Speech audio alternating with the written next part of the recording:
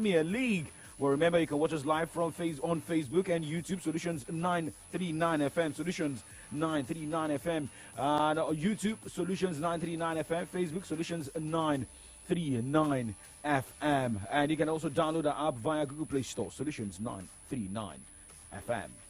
Well, let's start with tennis on the show this morning, where we look at Jannik Sinner and other stars. Well, remember, Carlo Alcaraz got bottled out of the tournament and not getting to the final. And, well, maybe these guys are just trying to pick their games. But we have an update from the Cincinnati ATP 1000.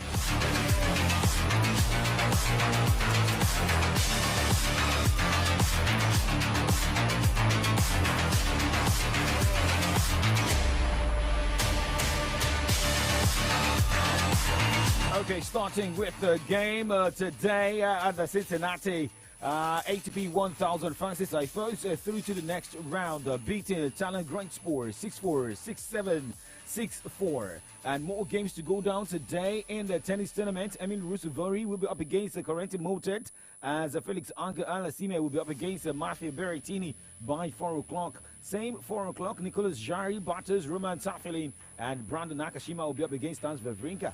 Francisco Sperandolo will be up against Dusan Lajovic, as Jean-Yves will battle Jordan Thompson by 5:30. The last game of the day in the singles category will see Sebastian Korda battle Bona Karic, and that game will be by 7 o'clock. Looking at the WTA category of the Cincinnati Open, Jasmine Paolini will battle Marta Kostyuk, and Sloane Stephens will be up against Elisabetta Cottieriato. While Sally Knife will be up against Anastasia Potapova, as Venus Williams will be up against Veronika Kudermetova, and that game will go down by 5:30. Last game in the WTA category, Petra Martic will take on Emma Navarro. Let's also quickly take you back to what happened over the weekend, where Jannik Sinner won the National Bank Open over the weekend for his first ATP Masters 1000 title, beating Alex de Minaur 6-4, 6-1. And Jessica Pegula routed Ludmila Samsonova 6-1, 6-love to win the WTA category of the National Bank Open. Well, that happens to be our third career WTA Tour victory. Moving away from tennis this morning, let's talk NBA.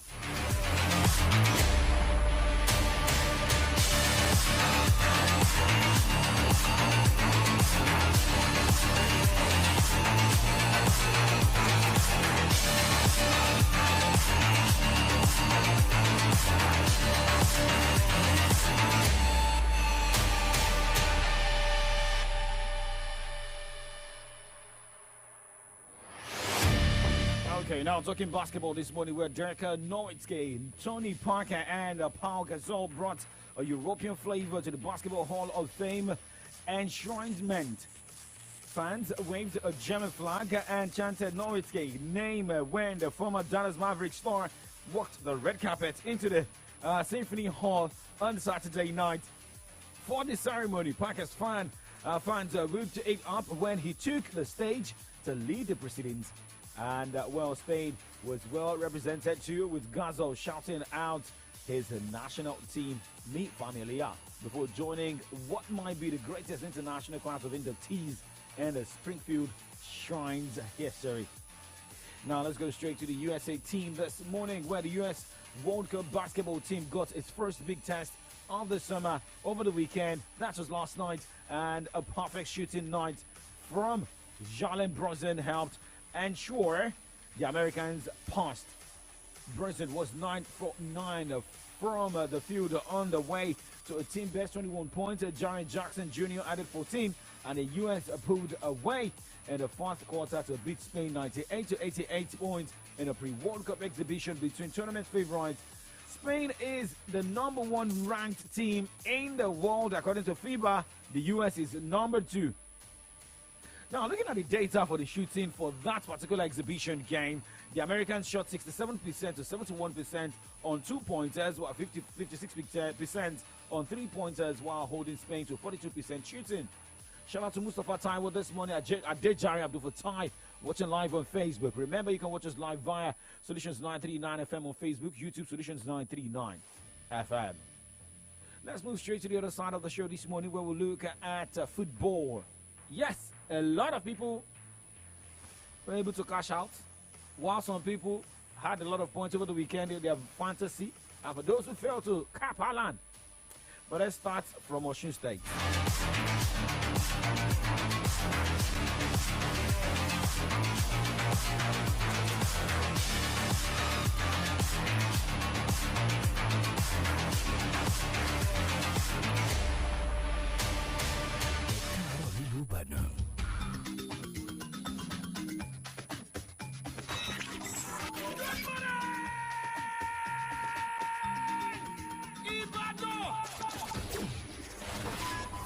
Solutions 93.9 FM. News, sports, entertainment. Top 100 music on your Remedy Radio dial. Solutions 93.9. Do not touch that dial.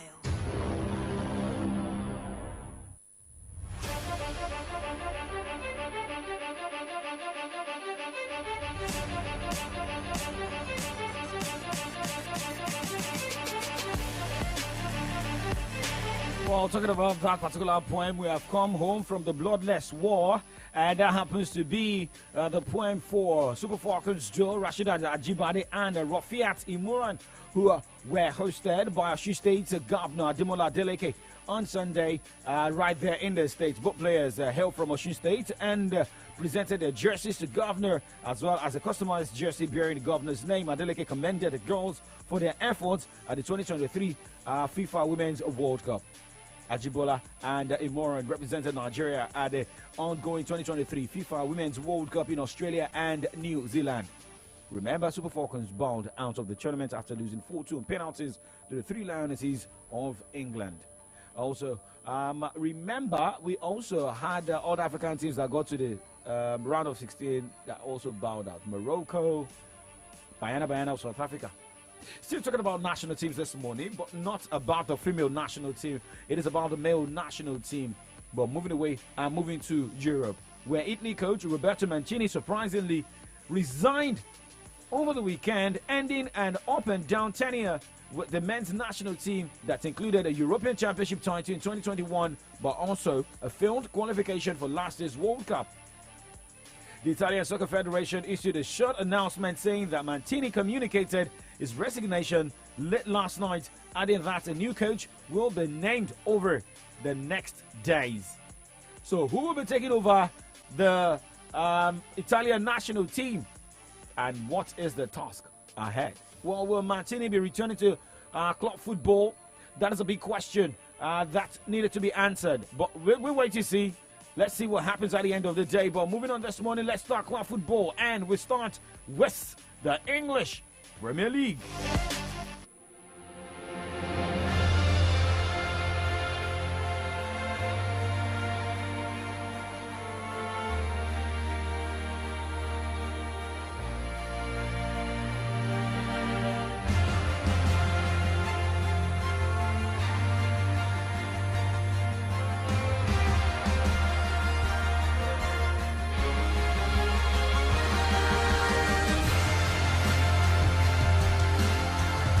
Starting again from zero after all you achieved last season, what did you make of that as a first step up the next mountain? Yeah, really good. The first games are so important to see how is our vibes and our feelings, and come here and you promoted all this so tricky, difficult, and the quality they didn't expect to defend with 5 in the back, but we found a goal in the first action to help us. And after we struggled, we created problems ourselves, but there was a moment like Bernardo drop and Matteo drop, and we have to make a long possessions, and after the game was over. So that was the key of the game, when we attack with the fullbacks from outside and everyone inside to create the problems. So you said after going 1-0 up, you had a struggle, and you said you caused your own problems. What were you doing wrong? We gave the passes away, and... early season sloppiness, or more than that? No. It's read what you have to do. Sloppiness when... That was Pep Guardiola speaking after Manchester City's 3-0 victory over Burnley. That should be on Friday night, and it felt like Manchester City continued where they stopped last season. And for Haaland, getting a brace. He never knew that another man could score a brace later on. But let's just continue and look at the result of games decided over the weekend. Manchester City beating 10-man Burnley 3-0. And it was Haaland getting a brace with Rodri, who also scored the third goal. Arsenal started like a house on fire.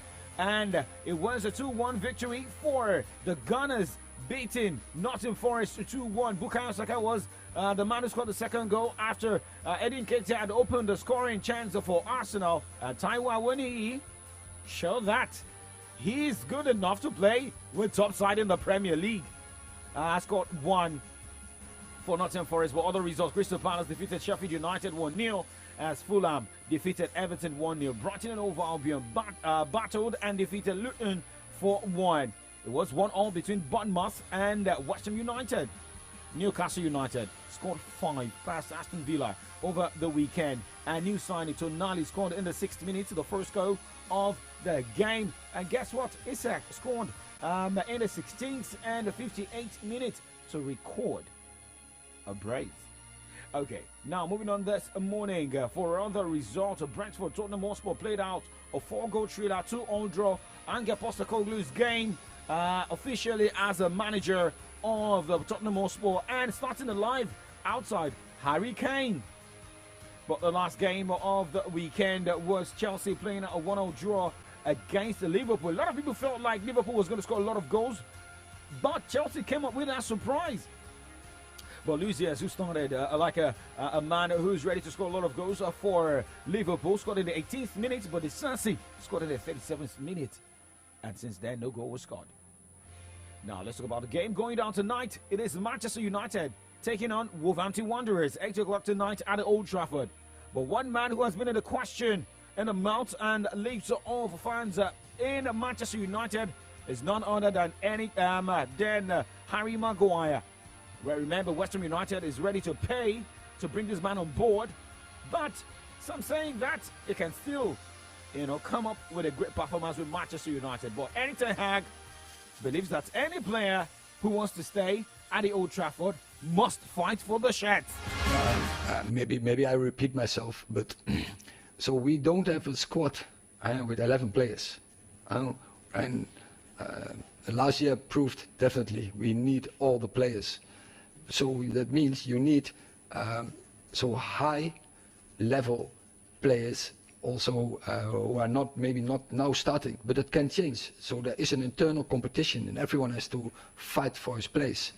And and that is for many players counts that. And when they work good and they will be coming, they will get their games, but no one can play all the games. And finally you find out what is the best team. And I think. So, while talking about having the best team, you must have the best leg as well. But let's go on a break, and when we return, we talk more Premier League stories and La Liga.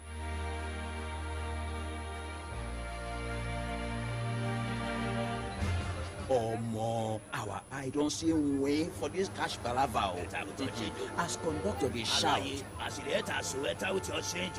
Market women go dey holla. I beg, this somebody don't say, I no fit collect now. Supermarket people go dey tell you say, okay, we no get change. I beg, use and take sweet now. When you come see that better yama roasted fish with all the hungry you since you come. I no carry my wallet come out too. See, life not supposed hard like this, so now make all of us for Nigeria they pay for everything with Momo. Dial *671# or download the new Momo app. Make you follow enjoy this better life. Momo, better than cash. Hey, my name is Alex. I've been a content creator for a while now, and I always try to innovate to keep my audience entertained and engaged. When 5G came into Nigeria, I thought it was all noise, like the normal hype, gang, and all that noise. But boy, was I wrong. Because I've hosted virtual concerts, partied with my followers in the metaverse, created skits with creators in other countries without ever having to leave my room. I can shoot a movie without being on set. Hey, now that's a godsend. with all the money I've spent on cabs this year. If there's one thing 5G has done right, I would say it's made it easier for me to do me. Change the game with MTN 5G. It offers hyper-fast internet speed, seamless buffering, and applications that can only be possible via its quality data capabilities. Available on broadband and mobile. MTN, Nigeria's #1 5G network. What are we doing today? Hey, my name is Alex.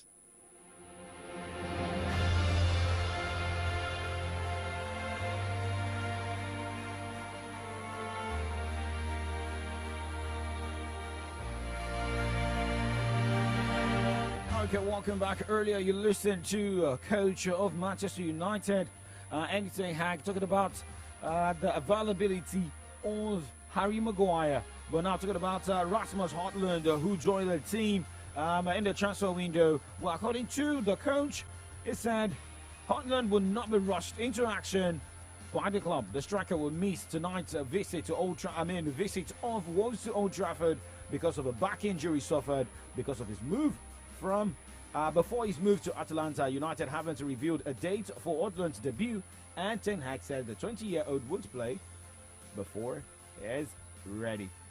Now, until Højlund is ready, Marcus Rashford is expected to play as a central striker in Ten Hag's system. Jadon Sancho featured as the number 9 during preseason, and Antonio Martial is fit again after recovering from the hamstring injury, which ruled him out of all the summer fixtures.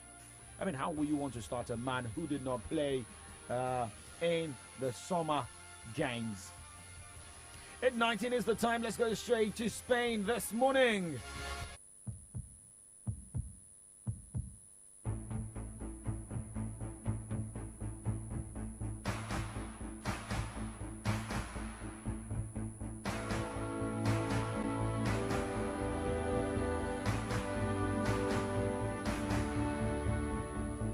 Disappointing outing for Barcelona, not a defeat but a draw. However, 3 red cards were recorded in the Spanish La Liga over the weekend. Week 1, 2 in the game that between Barcelona and Getafe, and a man sent off in the Sevilla's game against Valencia. Well, it ended goalless between the two sides, Getafe and Barcelona. But the coach of the side, Xavi Hernandez, slammed the refereeing in La Liga after his side began their title defense with a frustrating goalless at Getafe on Sunday, and said it is damaging the league's product. Both sides ended a fiery encounter with 10 men after Rafinha and Jami Mata were sent off, while Xavi was also dismissed in the second half for comments made to the official. Now, looking at other results of games in the Spanish La Liga over the weekend. Well, Villarreal lost 1-2 against the visiting Betis as Osasuna traveled, defeated Celta Vigo, their host. Same scoreline recorded between Real Madrid and Athletic Bilbao. Real Madrid recording that 2-0 victory. Las Palmas, Mallorca played out 1-0 draw, same as the scoreline between Real Sociedad and Girona. Sevilla had a man sent off as they lost 1-2 at home against Valencia, as Almeria lost at home 0-2 against Rayo Vallecano. Teams that scored 2 goals in Spanish La Liga over the weekend include Rayo Vallecano, Valencia, Real Madrid, Osasuna, and Real Betis. Well, remember, 2 games are going down tonight.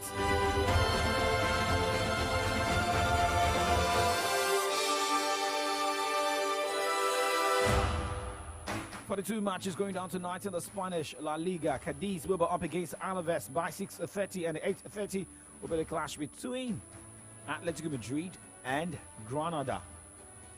Those are the games of the Spanish La Liga. Now let's just move on this morning. Let's look at other leagues and see what is happening. Let's go straight to the French League on this morning, where Paris Saint-Germain forward Neymar is close to agreeing on personal terms with Al Hilal and completing a move to the Saudi Pro League. Also remember, the French League on games were also decided over the weekend. And after PSG lost points, over the weekend, they agreed. Both parties, Kylian Mbappe, PSG, both agreed that he will be part of the team. But when you guys needed to sort things out, you should have at least started on a positive note. But PSG played out goalless against Lorient. But looking at other games, Nice, Lille played out a 1-0 draw. Marseille defeated Reims 2-1. And remember, for Marseille, they made a lot of recruitment. Where you also have Pierre-Emerick Aubameyang, who came into the game 67 minutes of action. I mean, for other games, it was Lens losing a man, finishing with 10 men and losing 2-3 against the Brest. Toulouse edged Nantes 2-1. L'Avent and Montpellier played out a 2-0 draw. Monaco defeated Clermont 4-2 as Reims scored 5, just like Newcastle United, beating Metz 5-1. Strasbourg defeated Lyon 2-1. Well, those are the results of games in the Italian Serie A. Now let's go straight and talk transfer stories on the show this morning. Well, it's like Chelsea has got the money to spend, and look at what happened to them on Sunday, and they feel like, yes, let us pay this money and bring it inside her.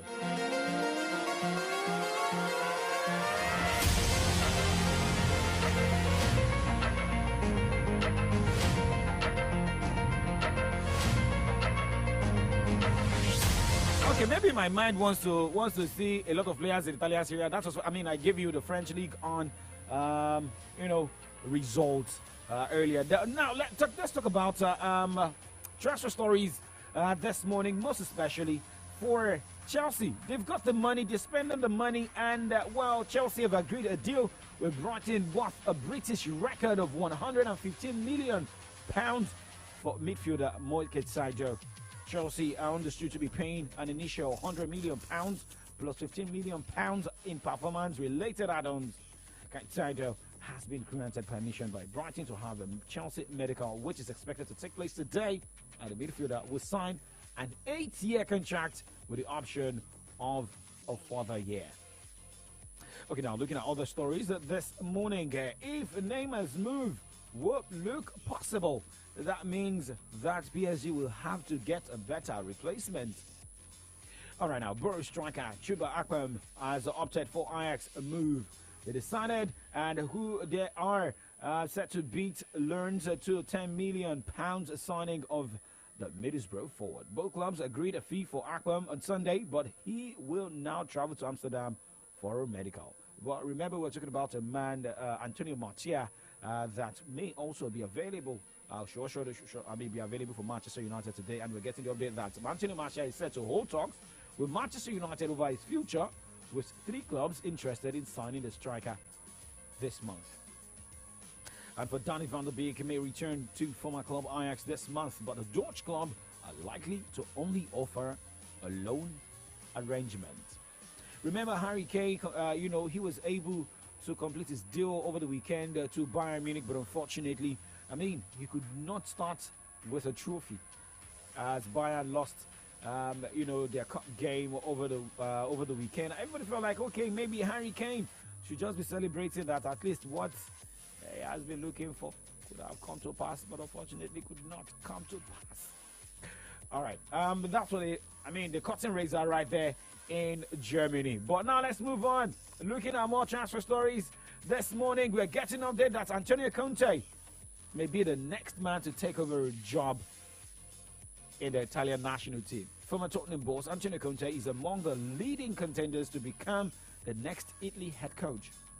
Following Roberto Mancini's resignation, Conte will be available to return to the national team's bench. However, he must fit with the FIGC's salary limit of £4.3 million. That's approximately €5 million a year. Luciano Spalletti is another leading candidate, but he is still contracted to Napoli despite being granted a year-long sabbatical following the Serie A title win. Now, looking at another update here where Newcastle United want to sign a left back on loan before the transfer window closes, and according to a report, Eddie Howe's side is interested in both Arsenal's Kieran Tierney and Chelsea's Marc Cucurella, with the players thought to be keen on a move.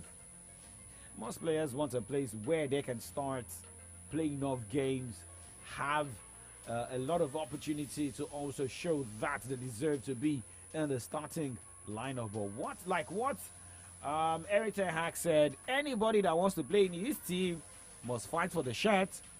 Now let's talk about one man who wants to play for Arsenal, moved to Liverpool. That is Oxlade-Chamberlain.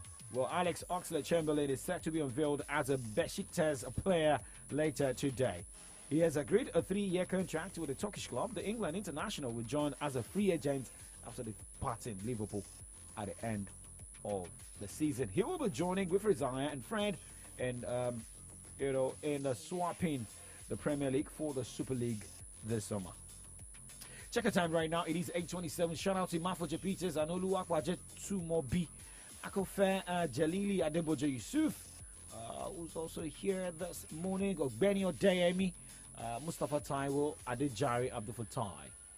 Well, thank you guys for watching this morning. Do not go anywhere. Let's go on the break, and when we return, we jump straight and talk headlines on the pages of Nigerian newspapers this morning. Beza also on burning issues. My name is Oladapo Kunubi. Good morning.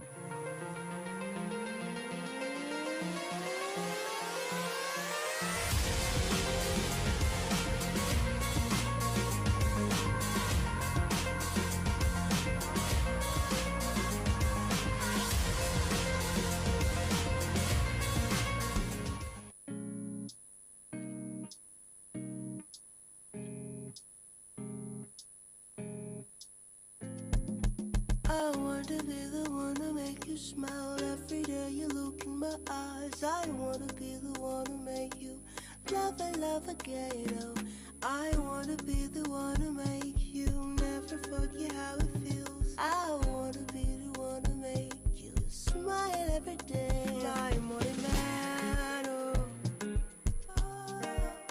love me man, oh, my morning man, oh, love me bad, oh, I want to be the one to make you never forget what it feels like to be with a woman in your life who knows what you really want. I want you to never forget what it feels when the sun shines so bright. Oh, in the morning time when you wake up with a glow. Oh, you are my morning man.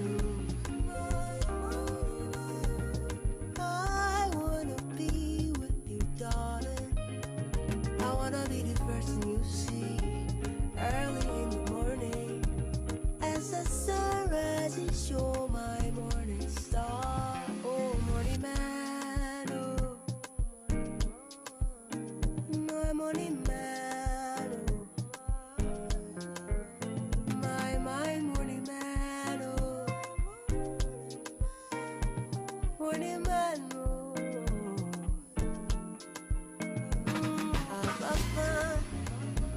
oh my God, oh, mama, yeah, yeah, yeah, yeah, yeah, la, la,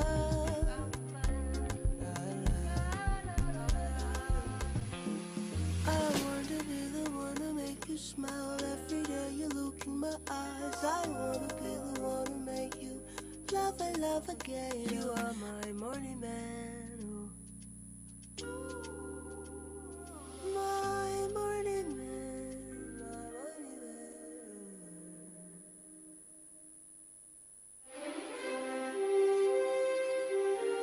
We raise the spotlight on the different headlines of our national dailies. This government, apart from giving that minimum wage of 30,000, which was a 6% rise. We bring to you in-depth analysis on the major stories making the rounds. And the CSOs to INEC account for 400 billion naira spent on general elections. Interviews with political and government stakeholders. There was a big push on export. We consume a lot. We need to be an economy, that an export engine, and we need to be a production. Every weekday, 8 a.m. to 10 a.m. on the Remedy Dial, Solutions 93.9 FM. Welcome to From the Dailies with Favor, Dapo, Laffy, and Victory. Let's talk about the state of the nation. Your voice matters. Ẹ káàárọ̀ nílùú Ìbàdàn.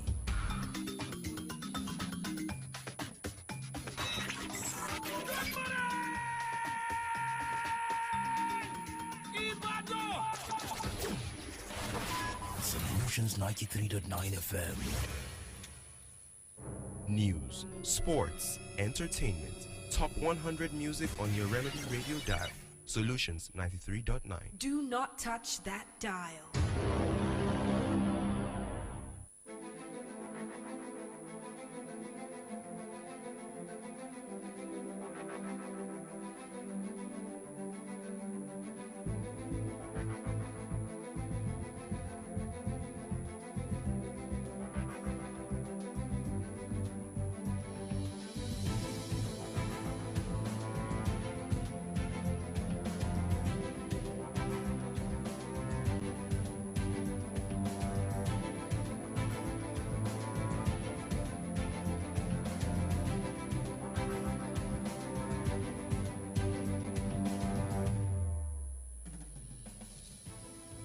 It's a beautiful Monday morning right here on the Remedy Dial Solutions 93.9. Time check is 33 minutes gone past 8, and right now it's time for us to look at the front pages of our Nigerian newspapers as we have a perspective and view of some of the trending stories that made the pages. I hope you had a great weekend. Welcome to a new week. As cliche as it sounds, it's Money Making Monday. My name is Victory Richard.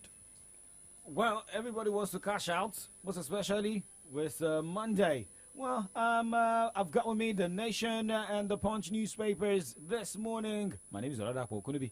Victory, good morning to you. What a way to start the Monday. I think we started very well on Sunday. Absolutely, yes. It was just what I needed. Yeah. To hit my. We'll leave it at that.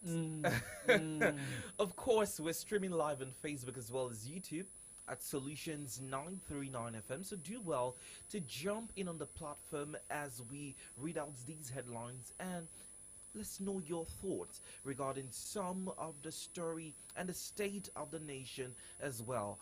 Shortly, the phone lines will be opened for you to call into the studio. The numbers to call would be 0909 888 9939 or 0912 222 2939. We're also taking messages on WhatsApp and Twitter. For Twitter, it's Solutions 939. On WhatsApp is 0904 422 2939. I'll be taking stories from the Vanguard newspaper and the Nigerian Tribune. Let's get right into the papers this morning.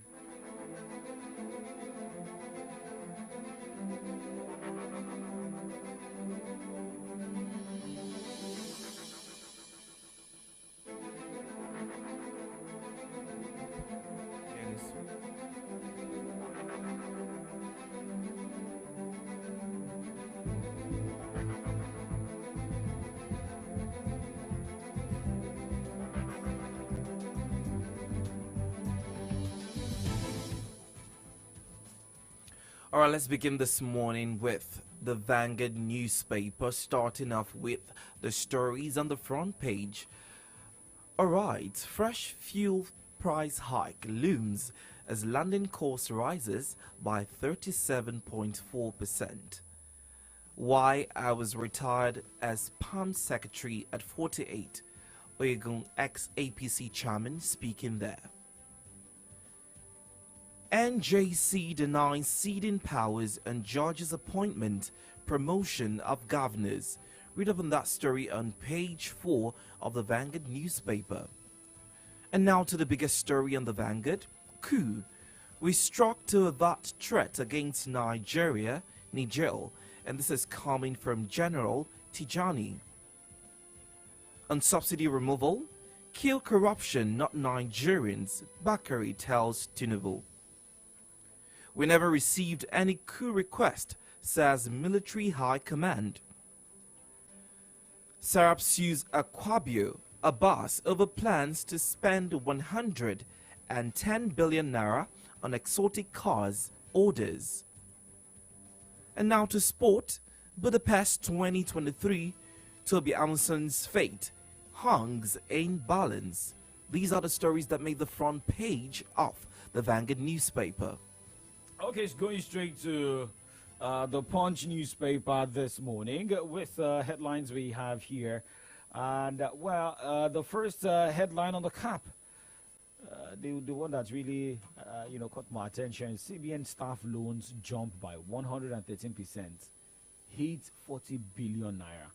It's ridiculous. What we see in this country, it is ridiculous. Oh, well, I mean, we need to also do our findings. The findings are there. I know. If I say it's ridiculous, you're stuffing out loans.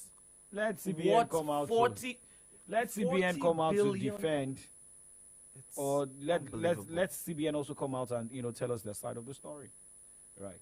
Okay, but now let's look at other headlines here. Niger, PDP, NLC, Bakare, Kaigama oppose military action. Check the page 2 and 7 of Punch newspaper this morning. Still punching down headlines from the CAB. Military pledges loyalty to Tinubu, backs democracy. And the banner headline this morning. Well, if you want to travel, and check this headline. Forex crisis. Marketers propose 720 naira per litre. Suspend fuel importation. Okay. I take the headline again. Forex crisis. Marketers propose 720 naira per litre. Suspend fuel imports. And right as to this headline, no forex in CBN's I&E window. Fuel price hike imminent, say Moman Ibman. Another writer to that headline says marketers seek end to dollar scarcity. Naira slides further amid shortage. And you look at this headline, that may also be like something positive may be coming out of this discussion. Niger, ECOWAS. Niger junta bows to pressure, demands meeting with ECOWAS.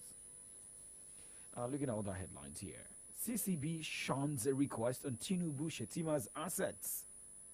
ICPC grills Agric ministry officials over massive fraud. The next one is about the politics happening in Edo State. Shuaibu manipulated youth council poll for selfish reasons. Obaseki. You want to read more? Get a copy of the Punch newspaper. Alright, away from the Punch, let's now move over to Nigerian Tribune, beginning with business stories. Nicom launches on $25 trillion. Global take full insurance for market expansion. CBN to clamp down on banks engaging in illegal sales of Forex. More stories this morning from the Nigerian Tribune. Bank recapitalization. Forex evaluation erodes value to 25 billion naira capital base. And now to the banner headline. Niger crisis. Arrow Forum laments 13 billion weekly loss to border closure. Says more than 2,000 trucks of perishable goods trapped at borders. Diversion of flights from Niger's airspace has not affected fares. Nanta, president, speaking there. Subsidy. Tinubu puts the cart before the horse. Bakare speaking there. Wants presidents to unite, not further divide Nigeria. Military never received any coup request. DHQ reacting in that regard. Niger coup leaders ready for dialogue with ECOWAS. Apologizes to Tinubu, explains the anger during Abdusalam and Sultan's visit. Explain how the coup staves off threat to Nigeria. I procure guns from police inspector.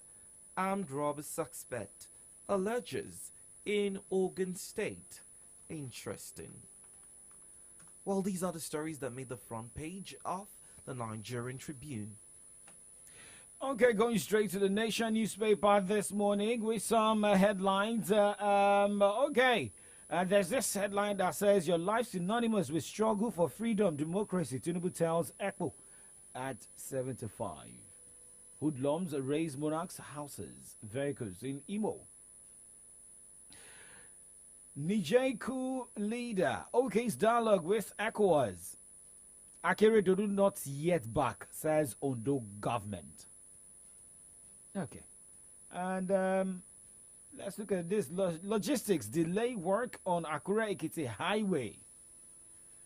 Okay. We did receive coup request, says Defense Headquarters. Maybe now a lot of people can now calm. El Rufai absent as son takes second wife. Let's just keep it. Let's keep it this way. Let's keep it this way. And let's move on this morning. Well, remember, yesterday on the Sunday, a lot of people expected must be more of updates from churches and the likes. However, a man who ran for the primaries in APC to be the presidential candidate of the leading party in Nigeria, Pastor Tunde Bakari, had, the leadership. He spoke about leadership style of President Bola Ahmed Tinubu. I also spoke about palliative and the likes. But here is Pastor Tunde Bakari, who spoke yesterday, during his live broadcasts. Pastor Tunde Bakari is arguably once dilute and retool it to the benefit of Nigerians. In simple terms, Mr. President, kill corruption, non-Nigerians. in the aftermath of the recent.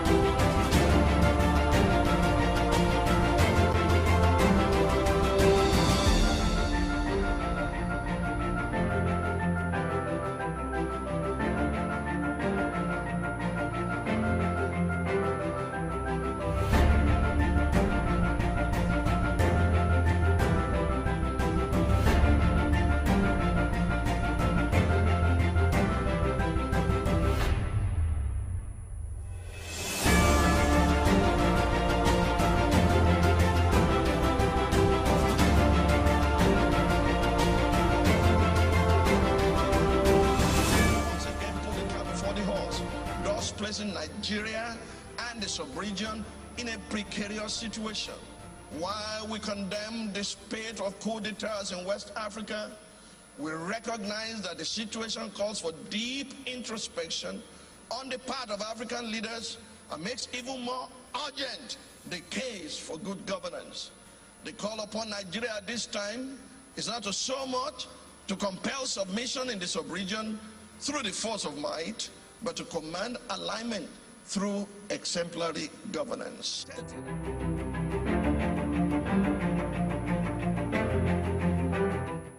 All right, Pastor Tunde Bakari speaking there, talking about what the president needs to do regarding fuel subsidy.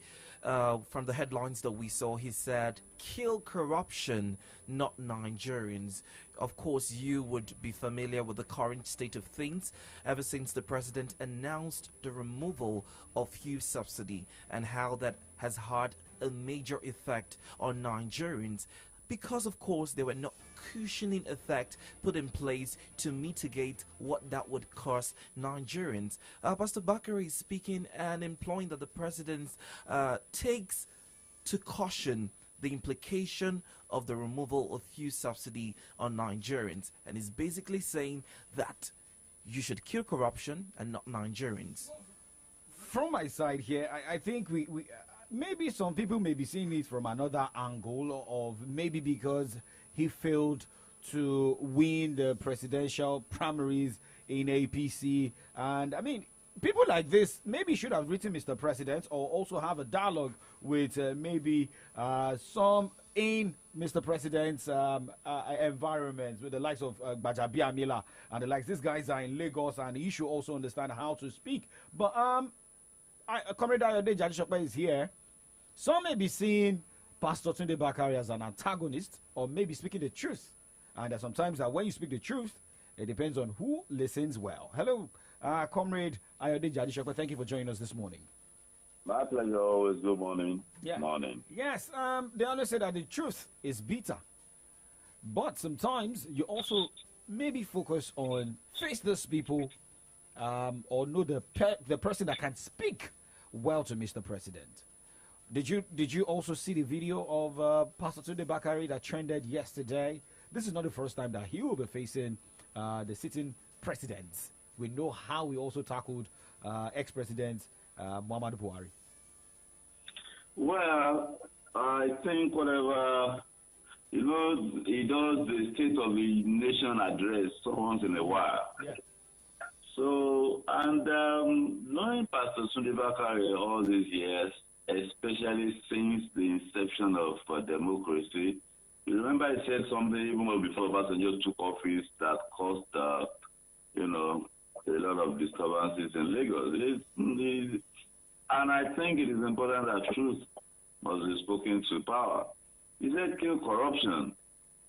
Before, he said kill corruption, don't kill Nigerians. You and I know that Nigerians are in pain. And there is even the probability or even the likelihood of even more pains coming, you understand, before relief gets here. You talked about the increase in the price of PMS and, of course, the corresponding increase that will follow in the cost of other goods and services. So, are we just going to be saying Nigerians are resilient? Somebody is not going to speak up. He's speaking up on behalf of Nigerians, and there is a need to speak up so that government must know it has a responsibility. Some people are saying that the president said he was possessed by courage. Those are his words on the day of his inauguration, to remove subsidy and close the IE and the black market windows. People are saying that courage now, where is it leading us? Yes, nobody had the courage to remove subsidy. But they say provision before a prohibition. This pain. I had a conversation on Pendulum yesterday, and I was telling the president, see, this government has not enjoyed any honeymoon, 100 days, 3 months, 1 year. The trouble started the day he came into office. So, relief must come. And somebody must speak up. Somebody must speak up on behalf of Nigerians. Even if Nigerians are just groaning and more money. Somebody must speak up. Okay, so Pastor Tunde Bakari has spoken up right now, and let us wait to see if. I mean, we've had a lot of people who have spoken up concerning that, but part of the statement of part of the what Pastor Tunde Bakari said yesterday was also about the taking on Niger. With military force. But now let's look at that this morning. Well, the junta is ready to have a dialogue with ECOWAS. Do we say that junta is under pressure? Or we also say, remember, Nigeria cut off power supply, to Niger. Maybe now they are feeling the heat. Well, the junta will be under pressure. It's a landlocked country. There's a report that hundreds, if not over up to 1,000 trucks are piling up at the border now, that they are unable to carry supplies, necessary supplies, into Niger Republic. If that goes on for a while, and with the power supply cut off, when there is a stress, it is not everybody that is agreeing with what is happening in Niger Republic. It's not 100%, you understand? There will be no who benefited from that regime that was overthrown. So they too, if there is pressure and there is economic, pressure, those ones too can organize their own rallies. In Nigeria, if some people organize rally for government or against government, some people too will organize for government. So, it is not 100% thing. It's neither here nor there. So they are under pressure, and common sense dictates, you understand, that you negotiate. Of course, there are initial action in ignoring Nigeria, because you can say it is ECOWAS, but it is Nigeria that is leading ECOWAS. In ignoring Nigeria, and especially ignoring our president that said Nigeria is back, I mean, all of that will have consequences. But the president, what they call initial grab was a diplomatic blunder. And what amazes me is that Abdul Salam and Sultan went there. They did not allow them access. And then Sanusi Lamido Sanusi went there, as the Khalifa of the Tijaniya movement. And then those other guys, the Salafists that went there, they received them. And of course, diplomacy is working now. But it surprises me. But that is now showing our underbelly that we value our religious faith more than. In their defense, they were angry at the time. That's why they couldn't give heed to the Salami and Sultan, and they apologized to the president as well. Well, definitely Nigeria's ego has been bruised, especially the ego of our president, badly bruised. Then negotiation will start now. When negotiation starts, that is when we're going to see what because they will say they will spend 1 year, they will spend 2 years, they will do this, and of course, they may never leave as promised. Well, let's hope that we're making headway in that regard. But let's come back home. Sarab sues Akpabio Abbas over plan to spend 110 billion naira on bulletproof cars and palliatives. Now, this is an offshoot story of what we've seen a couple of weeks ago. Of course, the Socio-Economic Rights and Accountability Project filed a lawsuit against the Senate President and the House of Reps Speaker on their plans to spend 40 billion naira on 465 exotic and bulletproof cars and 70 billion naira as palliatives for new members. Now, this suit is coming on the heel of the viral video of Akpabio speaking and saying the clerk of the National Assembly sent holiday allowances into the various bank accounts of, the senators. Meanwhile, 137 million Nigerians are in abject poverty. Now, my question would be, how would you describe Godswill Akpabio's body language and representation as the senator that he emerged ever since he came into that position? You will have to go and read.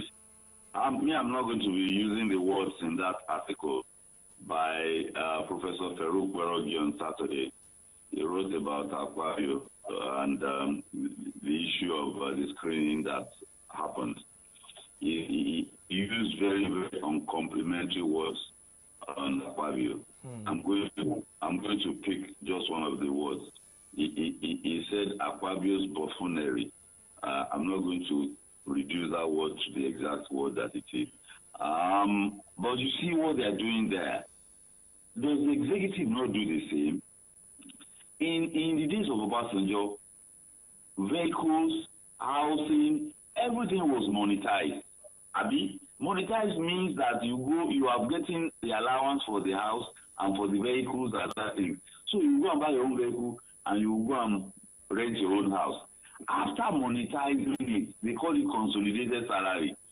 They still give ministers vehicles, they still give them houses, they give them furniture allowance after the whole thing has been monetized. Though. The same thing in the judiciary, they give judges houses, then they give them houses, though, and then they provide them vehicles, and this. So those are two branches of government. The third branch is just doing their own too. You understand? The third branch is just mimicking and imitating what the executive branch is doing. It's as simple as that. If you look at Nigeria's budget, you see globally, the legislative branch is almost the one that is usually vilified. If you look at the recurrent budget of Nigeria, 94% at least goes to the executive branch. Go and check Nigeria's budget. 94% of the recurrent budget goes to the executive branch. Only 1 point something and close to 2 goes to the legislative and the judicial branches. Nobody is asking what the executive branch is doing with all that humongous money. It is only the legislative branch that is in the eye of the public. It is because they are the ones that are directly elected. But at the same time, I do not know, the executive branch and the judicial branch, especially the executive branch, they need some of these things to carry out their day-to-day functions. You understand? Ministry of Work, you can imagine Ministry of Work if they do not have vehicles. How are they going to be supervising their project? You understand? That is day-to-day something. Now, the National Assembly, you buy all of them cars. So, what are they? And then the committees in which they are. Those committees are provided vehicles too, you understand? And some other logistics. So, if the committees in which they function are provided logistics, why provide them with individual vehicles? Why not? I don't even know. I've asked by myself. I don't even know which country does that. But do you know they do it at the state level too? They do it at the state level.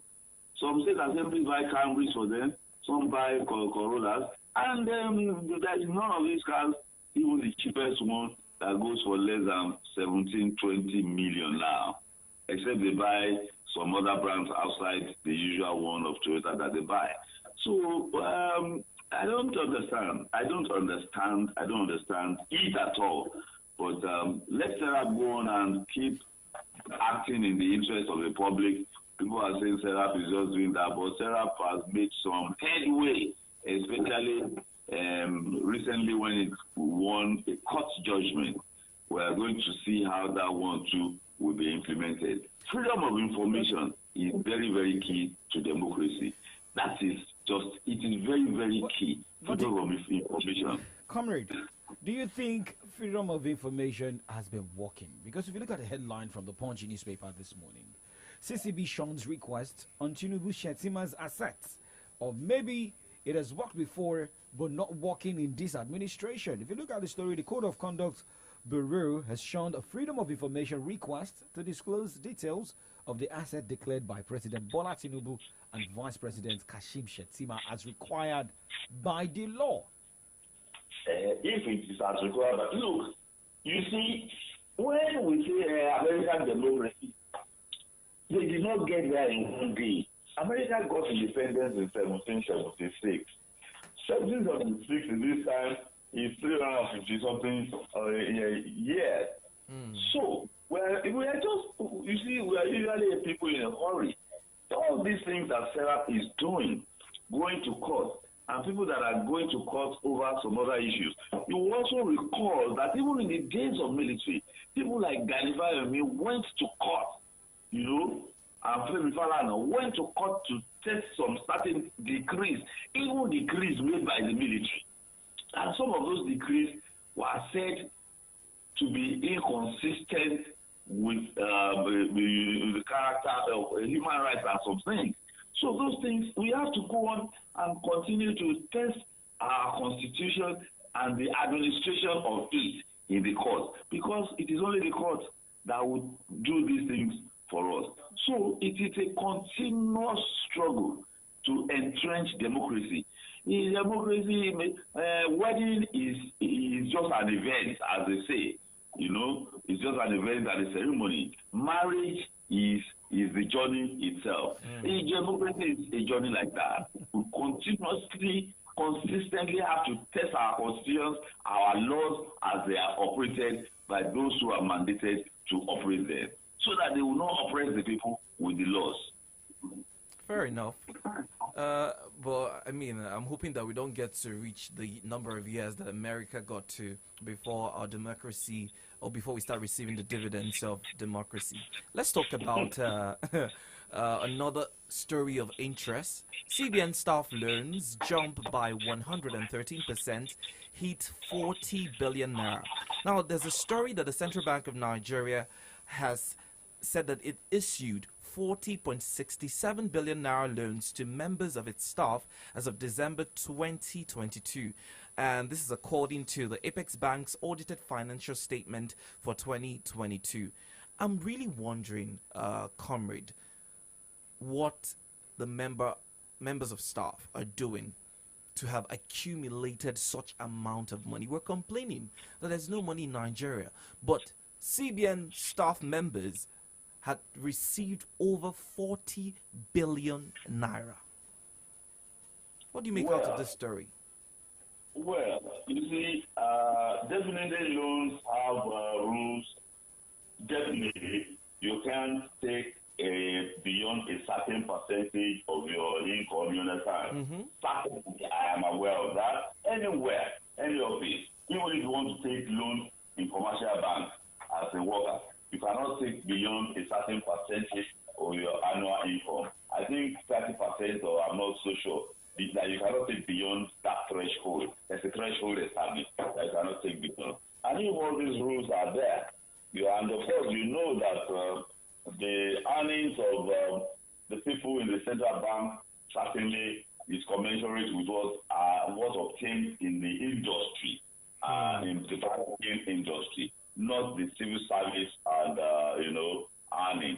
So when somebody who is earning somebody who is earning 30 million per annum is to be granted a loan of maybe 35 or 40% of his salary, annual salary. You know what that will amount to, and it is available to everybody. So people are accessing it. Are they paying back? Certainly they will be paying back. Certainly they will. Well, what are the terms or conditions? You understand? How liberal? You understand? Is the conditions for paying back? Those are the questions we must be asking. Are they paying back? What are the terms and conditions? Are they going to write them off like they write off some debts in the commercial banks that they call bad debt? As we have had a bad debt. So those are the things we should be asking questions. Are they paying back? What terms and conditions are on ground to ensure that they pay back?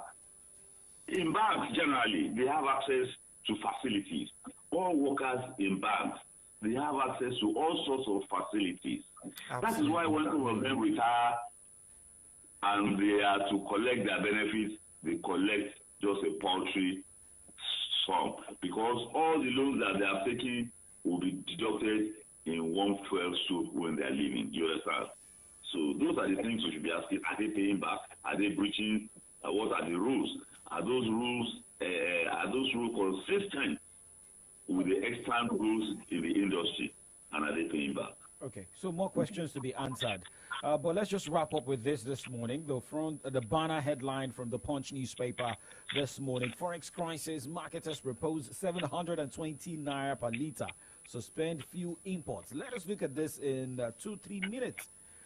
Where do you think Nigerians will be headed? Should we start buying fuel at 720 naira per litre? Look, the president said he was possessed by courage. This is where the courage of the president is taking us. We hope there will be remedy, but it is certain the way things are going. Look at Nigeria's debt as declared by central bank. You understand? You see, the problem with the margin of the import-export window with the black market is the fact that of demand and supply. You understand? When demand outstrips supply, there will be a disparity. And it is that disparity that we are seeing. Let me tell you, as long as we continue to import petroleum products, somebody was telling me yesterday that we spend as much as $7-10 billion to do that. If we don't do that anymore, and that $7-10 billion is available to be provided for those who demand foreign exchange for education, demand it for health, and demand it to bring spare parts, to bring raw materials in for industry, that is key to productivity in Nigeria, then we may have a stable foreign exchange rate. But as long as we import those products, diesel, just all the byproducts from crude oil, as long as we import them, look, and as long as the cost of crude oil continue to increase, and as we approach winter, it goes up to $100. My dear brother, let us all brace up.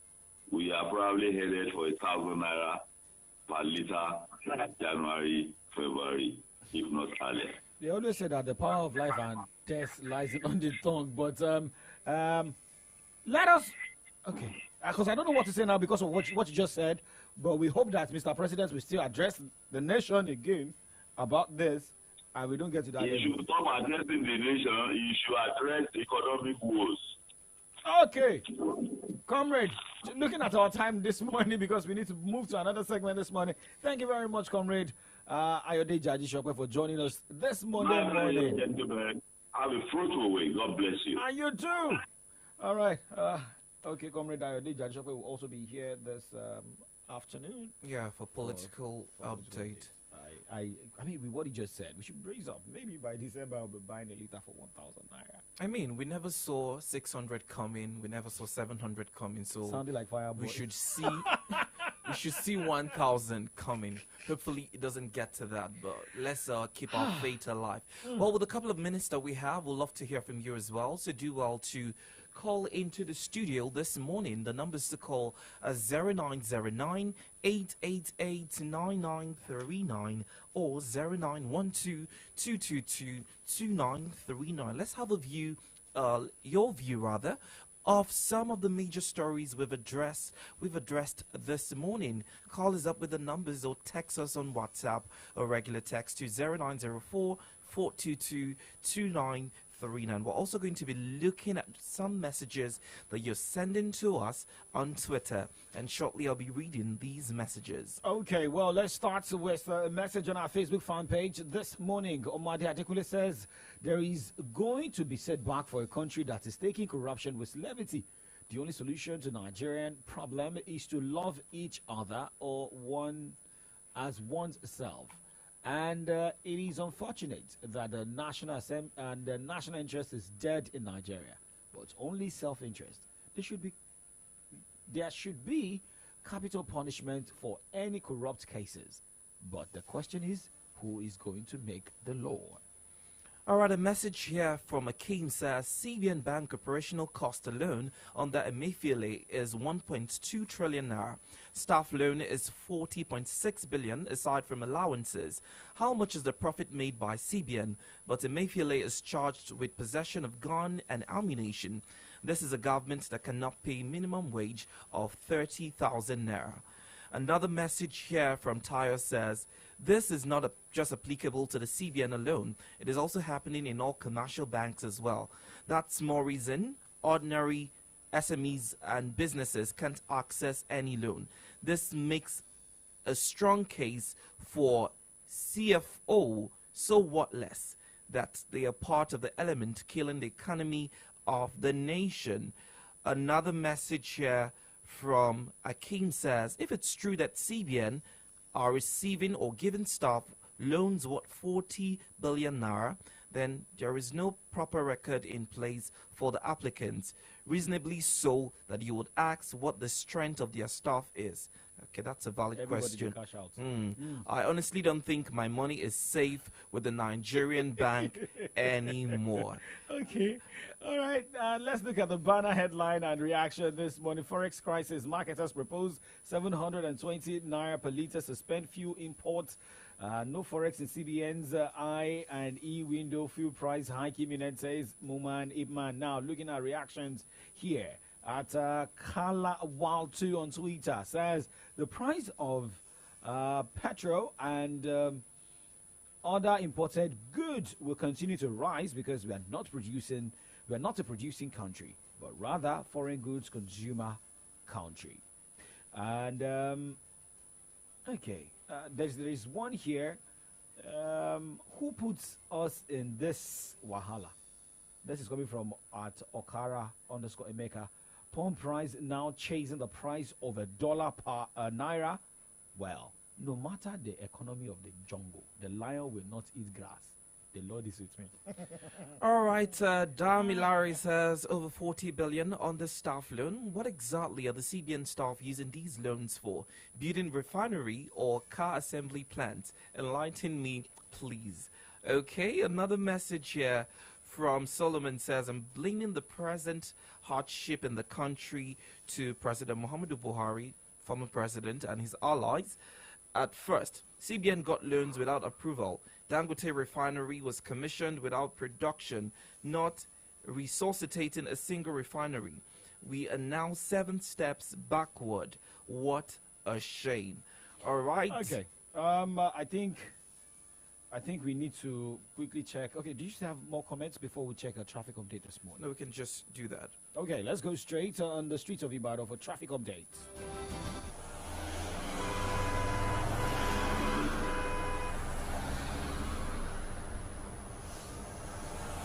It's time for traffic update. Update from our roads, streets, and environment. Check the time right now. It is 9:13, and we're starting with a tweet coming from Ayomide 3 Ayegusi saying, well, traffic update from Aleshinoye to Yagoku. There is a little bit of traffic due to a very busy Monday for all workers. Okay, have a blessed day. This is coming, and for those of you planning to use Aleshinoye access, if you are not in a rush, you can use that access. But if you want to use another shortcut, you know the places to use. Maybe you can use the Akinyemi, to there's this other shortcut that you can, pass through NUJ, bust out at Yagoku area. But now there's another tweet here coming from Oluwagwemiga Tolulokwe at Tolulokwe 670 on Twitter with pictures as well. There is light traffic at Challenge. Commuters are also obeying traffic lights, although there is a little traffic at Idiodu, which was caused by a trailer that broke down. Tolulokwe reporting from Challenge. Thank you very much, Tolulokwe, for your traffic update this morning. Any update from that end? No, that's it. Right now we'll move over to the next segment for this morning, which is Solutions Clinic. Shortly I'll be having a doctor speak on diphtheria. So just when we thought we're done with viral infection, as we dealt with COVID, diphtheria is all over the place, and the NCDC, they continue to bring out reports of the numbers of Nigerians being affected by this viral bacteria infection. So we're going to be bringing some level of enlightenment on the disease this morning, so you can safeguard yourself and your family. So join me shortly on Solutions Clinic. Okay, well, remember, by 1 p.m. there will be thunderstorm in the city of Ibadan based on weather forecast at 5 o'clock. I don't know the last time you washed your clothes. Did you get the dry clothes? No, of course. Since Friday, I've been spreading clothes. They are still wet. Hasn't rained in a couple. Did it rain yesterday? Drizzled. So I don't think that should affect. Okay, depends on your area though. But drizzled around Okado, Okebola, even I don't know where you stay, but maybe outside Ibadan. All right, guys, we'll catch you on the other side. Victory with Solutions Clinic. My name is Oladapo Kunubi. All right, my name is Victor Richard. Have yourself a wonderful Monday.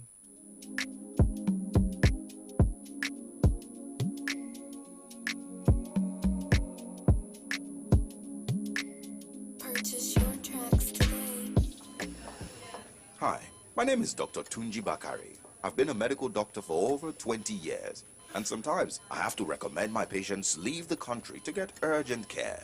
But with 5G, I don't need my patients to spend enormous amount of money to fly out. I can consult real time with experts all over the world without needing to get a visa. Even monitoring patients with heart conditions or patients that are at risk of other ailments alone at home can be done with the wearable technology 5G facilitates. Even though I'm a doctor, I keep having to convince my patients this is real, not magic. Bridge the gap with MTN 5G. It offers hyper-fast internet speeds, seamless buffering, and applications that can only be possible via its quality data capabilities. Available on broadband and mobile. MTN, Nigeria's #1 5G network. What are we doing today? Omo, our eye don't see way for this cash palava. As conductor dey shout, as it enter, so enter with your change. Market women go dey holla. I beg, this somebody don't say, I no fit collect now. Supermarket people go dey tell you say, okay, we no get change. I beg, use and take sweet now. When you come see that better yama roasted fish wey don dey hungry you since in come. I no carry my wallet come out too. See, life not supposed hard like this, so now make all of us for Nigeria they pay for everything with Momo.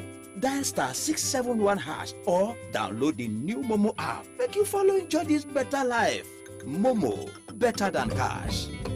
Ẹ káàárọ̀ nílùú Ìbàdàn.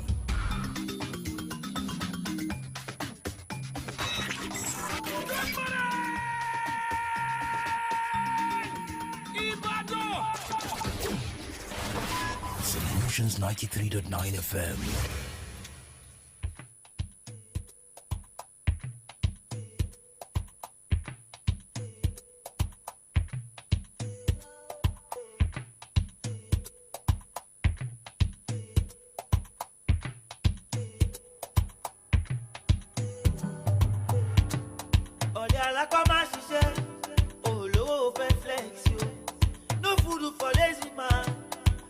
Double your work. Anything where you want to, you go get them if you want. Stop living fake life. Ororo no be good boy. Pussycat no be tiger. Monkey at the chimpanzee. Walk you. But I no be for monkey oh. You wanna have a big boy. Swagger on je vole oh. Walk you. Walk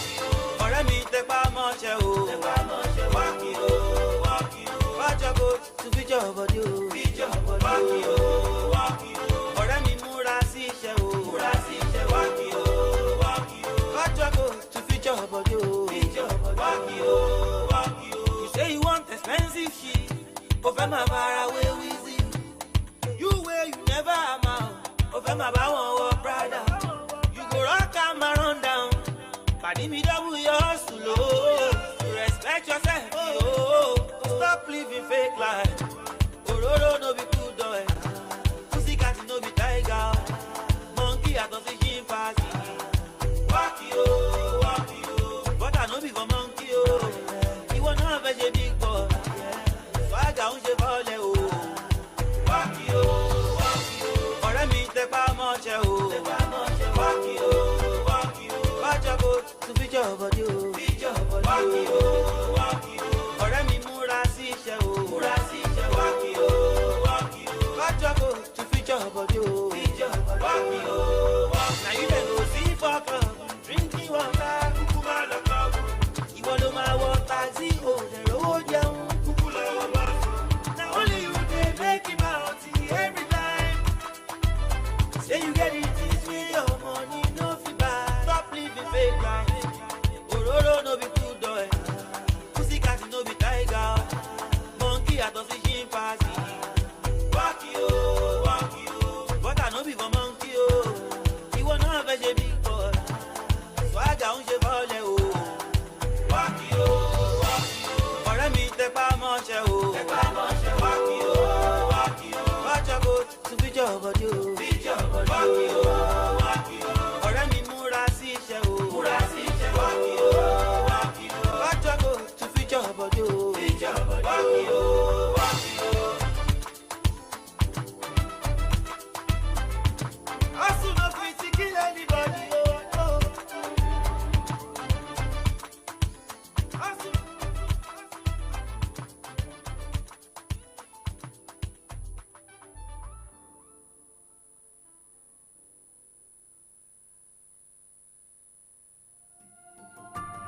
My name is Olatoye Ujo Baba Funke, LGA Supervisor for Breakthrough Action Nigeria TB Intervention. Tuberculosis is real. Everyone is at a risk of contracting tuberculosis. So, my sister, please check that cough. My brother, check that cough. Check the night sweat. check that weight loss. TB testing and treatment is free at any primary health center. So please save your life and save the lives of those around you. Keep listening to Solutions Clinic on Solutions 93.9 FM. Thank you.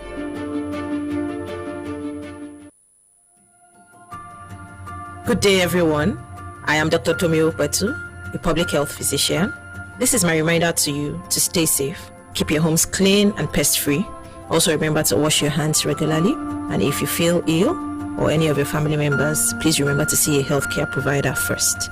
Keep listening to Solutions Clinic. Junior, get inside. You don't want to let mosquitoes bite you, do you? I cannot treat malaria again, no. Mama Junior, children will play. It is you that should keep your environment clean in order not to breed mosquitoes. Even after netting the whole house and sleeping inside the insecticide-treated nets? Of course. Don't you know the state of your environment is as important as inside your house? Yes. When you get rid of stagnant water at every space mosquitoes can breed, be rest assured, Junior can play all he wants. My friend, the honorary doctor, I will do just that so that my family can say bye-bye to mosquitoes. Not just mosquitoes, but malaria. Together, we can achieve a zero malaria society. This message is from Solutions 93.9 FM.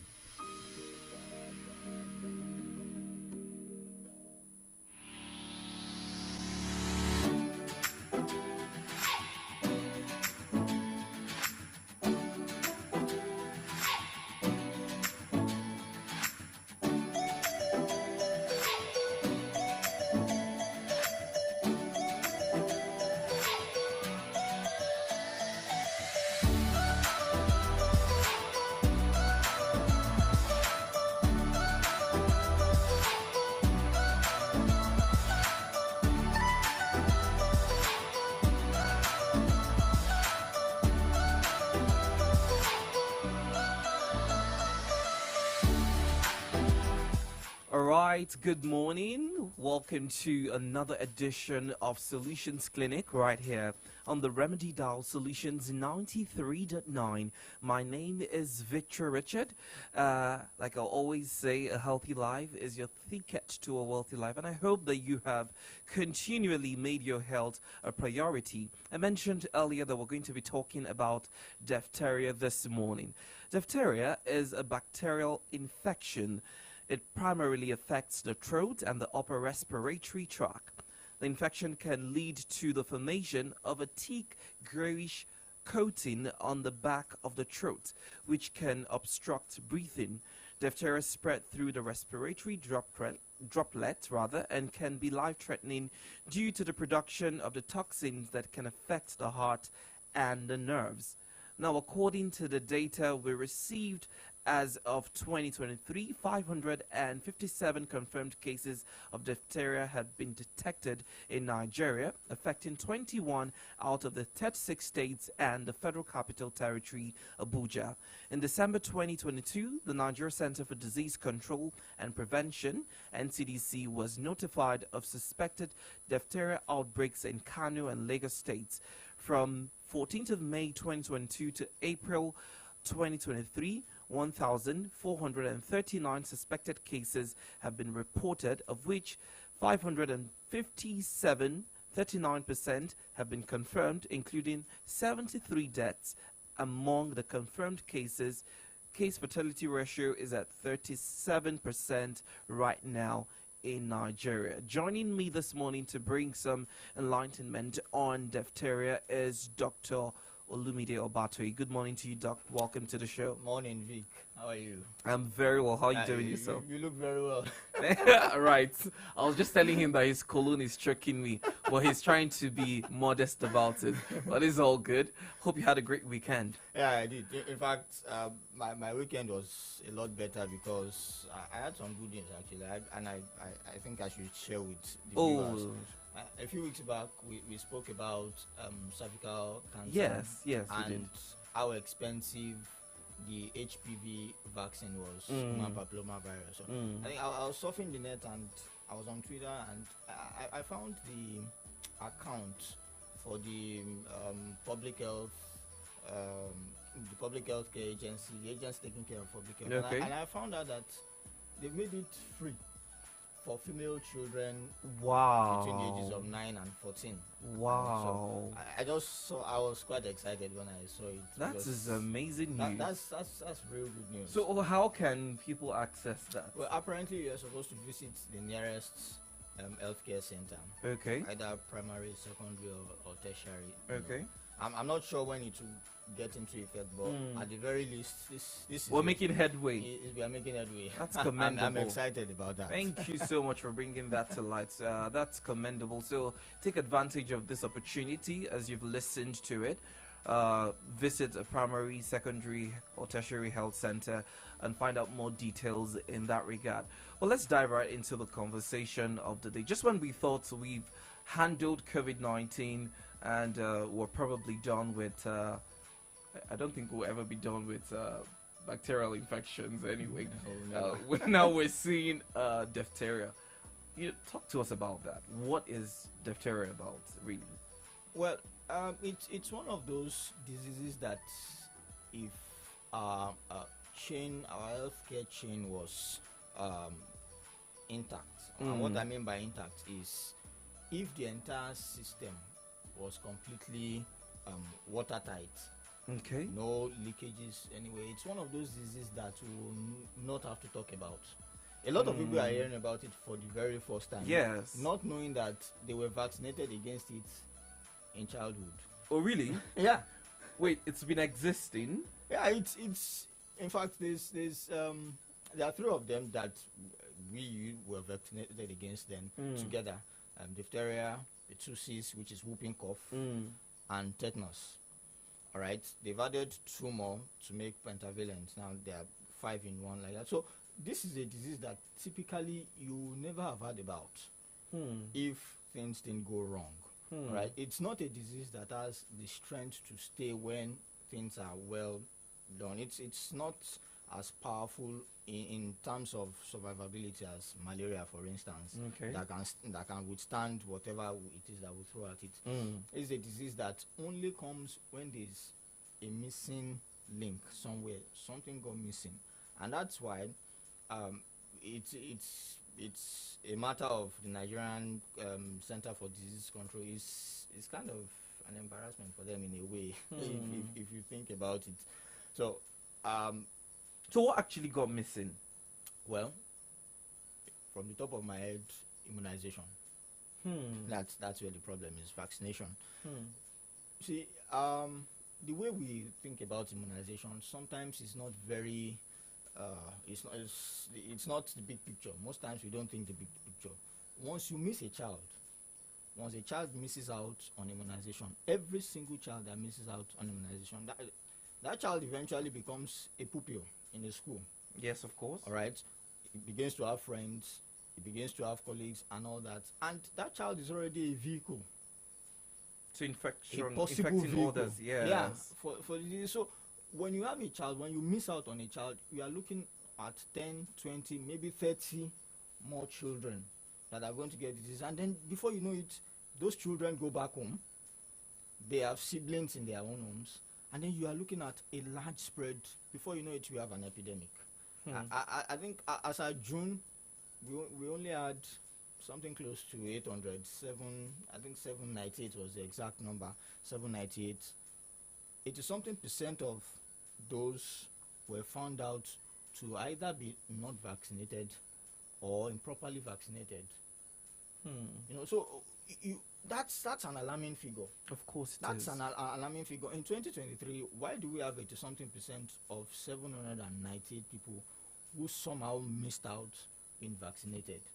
And then it's cut across more than 8-9 states. As at then, in June, it even had a spread along almost all geopolitical zones. We had in Lagos, we had in Osun State, we had in Cross River, we had in Yobe, Northeast, and we had in the K brothers, Kano, Kaduna, and Katsina. So you look at it that way, and you begin to ask yourself, where exactly?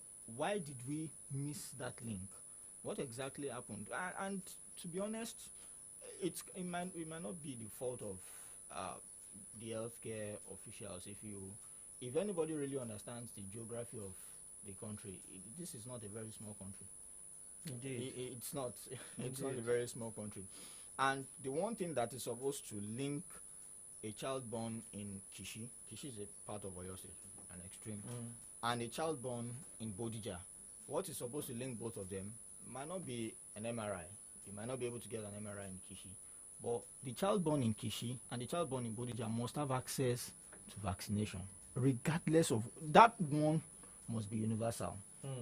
All right, it must be universal. We have to be aggressive about that. So I believe that the NCDC is really working on, finding out where exactly it might have started from just a village. Yeah, it might not be more than a village. So I think once we find that, we might audit our vaccination process, audit it reasonably, and find out, what else we can do. It might not be.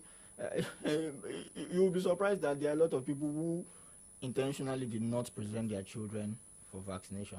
That might be the case, as simple as that. All right, it might be a poor belief, in that. So there'll be a lot of stakeholders to get that done. I think with what you mentioned, I don't think there's an objection to that being the missing link, because we really need to up our games with immunization, and also the negligence of people bringing their words for vaccination. Yeah, that's a very important conversation we must, continue to have. But because it's already here, so we need to talk about it. We can't do anything but speak and educate people on how to keep safe at this time. It's a viral infection, just as COVID, and it's bacteria. Bacteria. It's being transmitted via droplets. Droplets, yes. So similar to COVID as well. So how does this droplet affect our bodies? All right. Let me state that there's nothing good about the disease, but one positive, let's say positive, one positive side to this is that unlike viral illnesses like COVID and all that, if you have been vaccinated, appropriately vaccinated, and your immune system is good and fine, the chances of you getting diphtheria is at least reduced to a certain degree. Okay. All right. Now, when you have a patient with diphtheria, or you have someone with diphtheria, the droplet, like you said, becomes infectious. All right. So that becomes the vehicle for that bacteria, for that disease. The droplet itself becomes the vehicle. So the problem here is they have what you call an upper respiratory tract infection-like disease, so which means they do a lot of coughing. They do a lot of coughing, they do a lot of sneezing. So when you have someone who is doing a lot of coughing and sneezing, it makes sense that the droplets are easily dispersed around.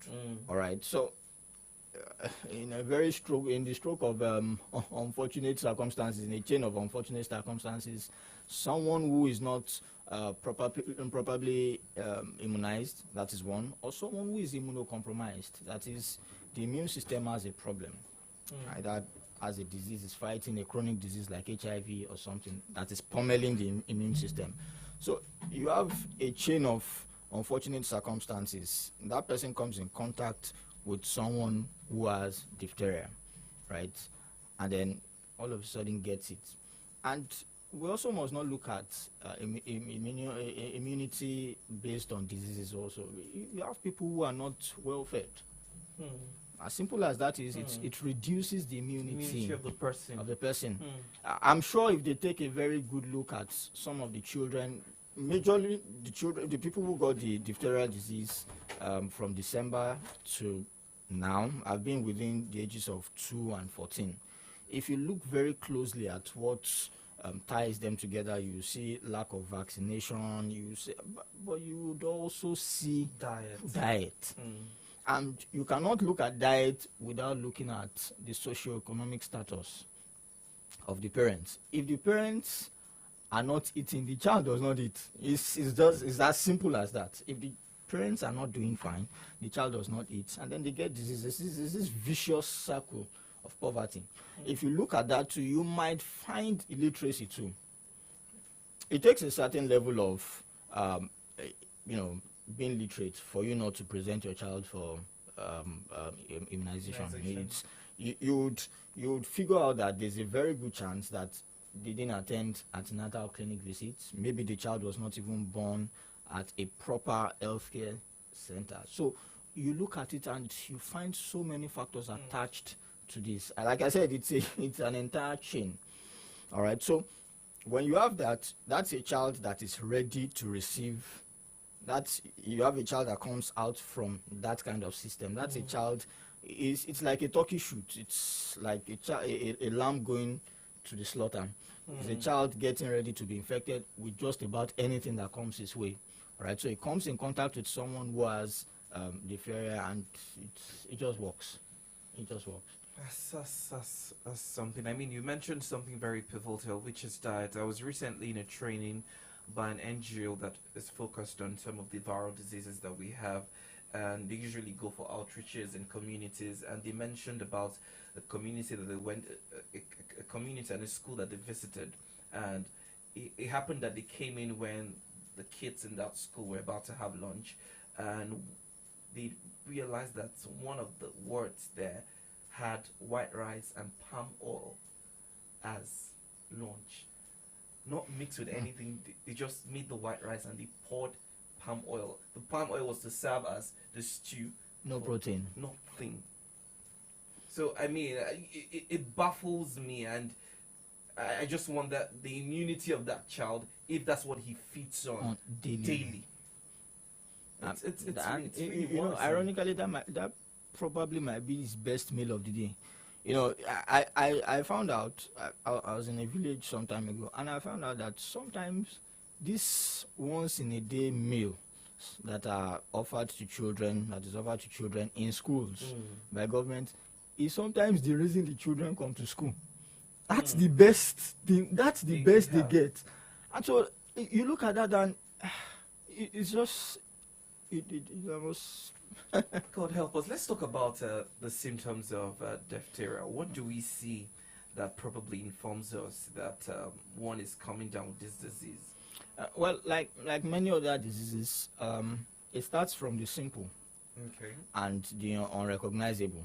All right, like I said, it looks like an upper respiratory tract infection. Now, an upper respiratory tract infection does not necessarily mean one has diphtheria. Upper respiratory tract infection includes cough, nasal discharge, what we call catarrh. Well, it's just low-grade fever, nothing too high. So that might not easily arouse one's suspicions. Now, there's something you mentioned, and that is where the key is. Once you begin to see sore throats added to that, and the reason for the sore throat is seen. You can look at the throat, sort of. You open your mouth, look at the throat, and you see this thick, gray coat, kind of. Let me put it as coat. We call it membrane, but you see this thick kind of membrane. That would arouse suspicions. But the problem with that is that coat, underneath that coat, if you try and, the first instinct will be to, peel it off or something. Underneath that coat is a very, very infectious body. It's a very, very infectious body. So oftentimes, even as medical practitioners, if we are going to do anything about that, we need to be very, very careful. Hold on. The grayish coat is seen where? Seen around the throat. Can you see your throat? Well, when I mean throat, I'm not talking throat in the real sense. Throat really is esophagus. Nobody sees the esophagus. Okay, yes. Because I'm wondering. Nobody sees the esophagus. But for in lay terms, when you open your mouth and you go deep, the deepest you can see. Let's put it as that. The deepest you can see, you see a thick and grayish. You can't see your throat. I would have to experiment that after this, because you can't see it. Don't attempt to find it. I'm saying that you said I can't see. Okay, I can't see, not I can see the truth. No, you can't. Okay, fair enough. Fair enough. All right. So when you look deep, and you see that it's not something that a lot of people recognize, because this is not something very common. Yeah, that's what you're saying. When you look deep, can one see that grayish. You color. see it. You see it. You see it. From what? Your tongue? No, not your tongue. How do I describe it? No, how do you see it? Because I want to understand how one can see it. All right. If you open your mouth, just look on top of your tongue a little bit. Okay. Just look down where your tongue looks like it's going down. You know the tongue Yeah, is quite a the long. slope, Yeah, that's around that area. You're likely going to see it. Okay. Yeah. Okay. Okay. So you see that, and it now gets worse. Sometimes there are some of them who now have what you call lymphadenopathy. What it means is enlargement of lymph nodes, of this cervical lymph nodes. The cervical lymph nodes are the lymph nodes around the neck. Okay. Now they can get so big, that the neck becomes so big itself. All right. Some people call it the bull's neck appearance. That is the neck of a bull. Bull's neck appearance. It can get so big. Now, the swelling has a way of, compressing the airflow, the air entry into, and so that's why you experience difficulty in breathing. So you begin to labor in breathing, and when someone begins to labor in breathing, there are ways you find out. The voice box might be affected. In simple, the voice box might be affected. There may be a change in the phonation of the person, the voice. There may be a change in the voice. Now, because the airflow is affected, the person might begin to turn blue. The fingers, they might begin to turn blue because the person is not getting a lot of oxygen. And it's stage by stage. And then, before you know, the person might begin to wheeze. Might begin to make funny sounds. He's struggling. He's trying to gasp for air. It's air hunger, sort of. So that is also that. Then, before you eventually get to stuff like respiratory failure. And meanwhile, we must not limit ourselves to telling ourselves that diphtheria is just a respiratory disease. There's also the skin manifestation of diphtheria. All right. If you have someone with diphtheria and he has an open wound and you have an open wound, it's not more common. It's not as common as the respiratory aspect. Okay. But if the person has an open wound and you have an open wound, it can be transmitted that way too. Wow. All right, it can be transmitted that way. So if it's transmitted that way, it can the bacteria itself might still cause that respiratory thing. All right, that respiratory chain of unfortunate circumstances might still cause that. All right. Now, I've moved from the simple to the a bit difficult. Now, the complex is where the toxins begin to really affect the body, and they have an affinity for the heart. They have an affinity for the brain, which is really, really bad news. It's a lot of bad news. It can affect the heart. The person might begin to have very irregular beats. Okay, might affect that. Then the muscles of the heart might also become affected also by the toxin. It's a toxin. It produces toxin. It's just like tetanus. Tetanus produces a very, very deadly toxin. So diphtheria produces toxin. So that toxin goes after the heart, goes after the nerves. Goes after the nerves, the nerves that supply different parts of the body, really, really destroys them. That's when that's when we talk about the brain. Okay, all the nerves can be susceptible to that toxin. So when you have that, you look at from as simple as just a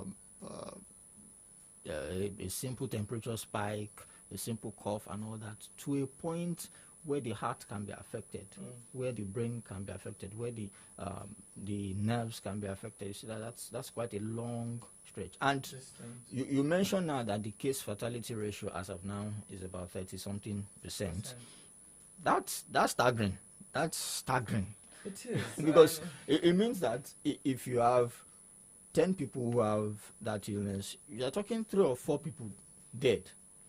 That's a very staggering number. We actually, and that's why it's a conversation I'm bringing on air, because it's becoming something of concern, and we must talk about it. And it brings me to my next question. But before that, you're listening to Solutions Clinic right here on the Remedy Dial, Solutions 93.9. We're talking about diphtheria this morning. If you have questions in that regard, you can do well to send it via WhatsApp or regular text to 0904 422-2939. At that stage where you see the grayish coat on your throat, is that a late stage for presentation? There's no stage that is late for presentation. Every stage. Now there may be an advanced stage of manifestation, but presentation, even at quarter to death, presentation is still necessary. You never can tell. You never really can tell. What solution? What solution can come out. So every stage of the disease is open to presentation. Every stage of the disease is amenable, by clinical, whether or not the clinical intervention will work is a different ballgame entirely, because again, we are not just dealing with the disease now. If we are talking about a patient who has diphtheria, there's a very good chance there's a background problem. Okay? Lack of vaccination. If you have a person with diphtheria and is severely immunocompromised, that is, he probably has HIV, an advanced stage HIV. Now, no matter how simple the presentation of the diphtheria is, you have a person who is in problem already. So a lot of things affect what we will consider as too late to present or whatever. Well, whatever it is, the hospital is still the best bet for whoever has diphtheria. Don't attempt to do anything interesting by yourself. Just go to the hospital. Whatever stage you think it is, you've seen the grey coat or whatever you've seen it. Just go straight to the hospital and let them help you. You've spoken, repeatedly about the importance of vaccination as it concerns diphtheria and, other diseases. My question in that regard will be, is there...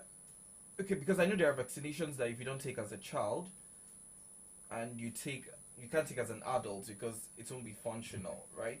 But is diphtheria vaccination open to all age brackets? Well, with diphtheria vaccination and many other vaccines, one of the problems we have as a people is, number one, we are not usually properly informed of the full course that a vaccination should take. That's one. Two, well, and that might not be the problem of those who vaccinated us. These things change, guidelines change from time to time. All right, there was a time where DPT, diphtheria, pertussis, tetanus was all that was given, together at once. Now we have 5. So, there could be updates and all of that. But so far, after vaccination as a child, ideally, one is supposed to be getting booster shots. At the very least, every 10 years. That's supposed to be the thing. You're supposed to be getting booster shots every 10 years. But because a lot of people don't even know where their vaccination cards are in the first place. So they're not sure if they were even vaccinated completely, or, there's a lot of gap there with a lot of people and all that. Some people don't find out that they've not been, completely vaccinated until they probably have to travel out and, things like that, and it becomes embarrassing and stuff like that. So there's that. There has to be a proper guideline. And one thing I believe the NCDC, a very, very proactive agency actually, one thing I believe they will do is to outline again and revisit our immunization schedule.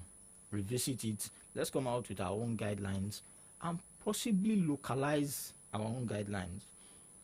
Guidelines exist for different countries. We have to look at ours. We have to improvise.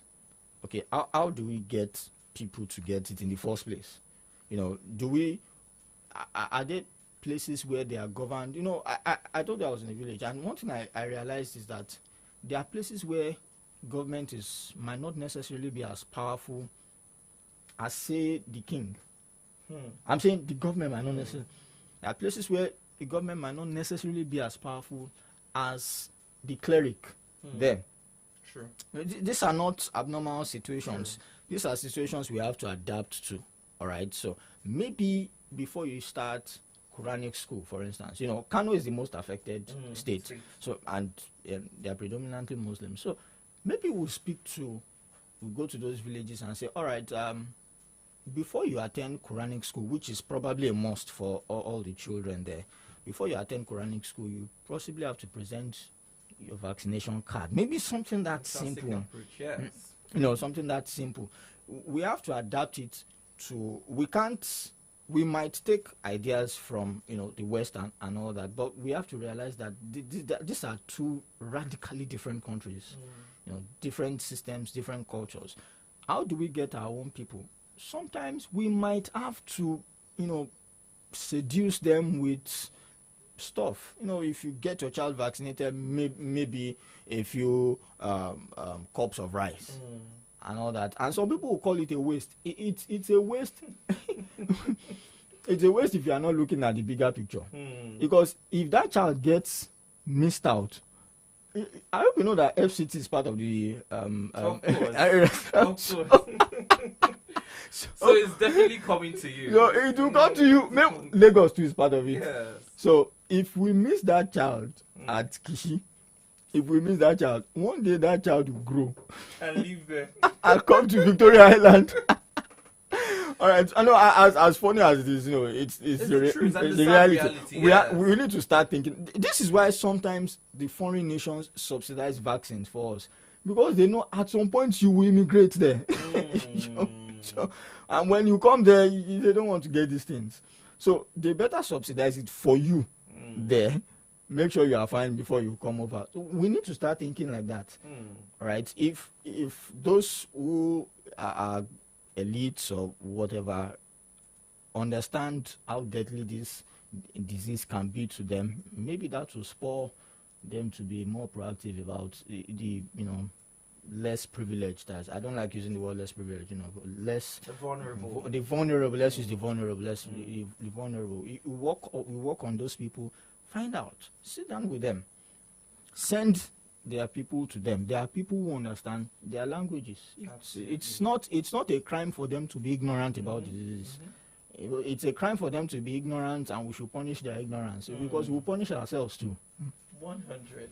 But as it is now, we're seeing reports of detection of these diseases. I wanted to find out if there's a treatment on ground for diphtheria. Oh, there is. It's a bacterial infection, so antibacterial antibiotics as well, but a specific type of antibiotics. Okay. All right. Of course, we don't mention names of drugs on that. Apart from that, if it is a simple disease, we treat with antibiotics. We also try to neutralize the toxin, right, in some cases. And then if the person needs additional treatment, depending on what organ is affected, if there are organs that are affected, depending on what organ is affected, also we offer that too. We can do that too. So, well, I think beyond that person, the most important part is tracing that person. Very, very aggressive, active, pragmatic also. Pragmatic, very intelligent surveillance is necessary. Who has this person been in contact with? What exactly is the background of this person? What gave this person the chance to get this disease? How did the person get it? Questions like that must be answered. Surveillance is more important really than anything here. True. All right. I have my take home for today, which would be majorly on immunization. It's something that we must really hammer on, as well as diet. Diet is key, because if your immune system is weak, then you're at high risks of coming down with viruses like this.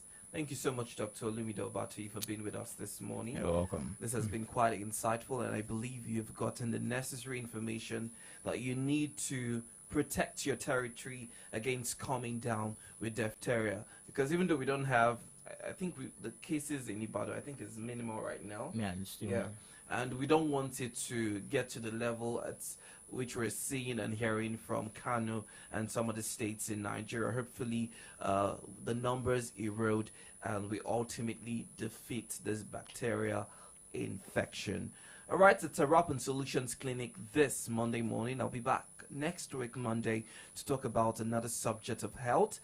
Do well to make your health a priority, because a healthy life is your ticket to a wealthy life. Have yourself a great Monday. My name is Victory Richard.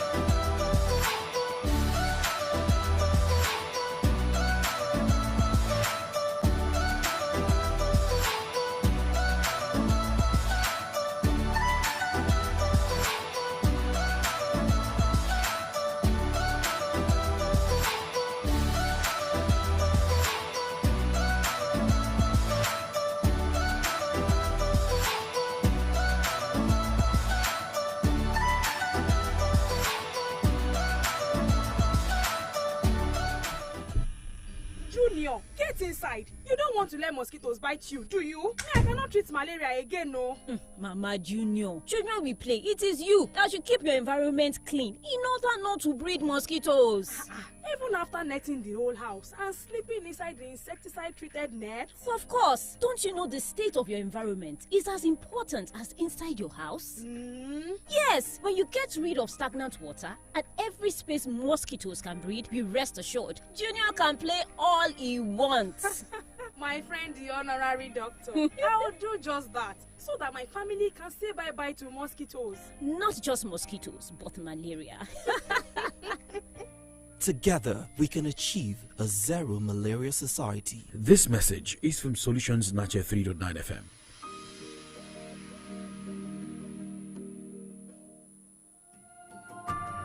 My name is Olatoye Ujo Baba Funke, LGA Supervisor for Breakthrough Action Nigeria TB Intervention. Tuberculosis is real. Everyone is at a risk of contracting tuberculosis. So, my sister, please check that cough. My brother, check that cough. Check the night sweat. Check that weight loss. TB testing and treatment is free at any primary health center. So please save your life and save the lives of those around you. Keep listening to Solutions Clinic on Solutions 93.9 FM. Thank you.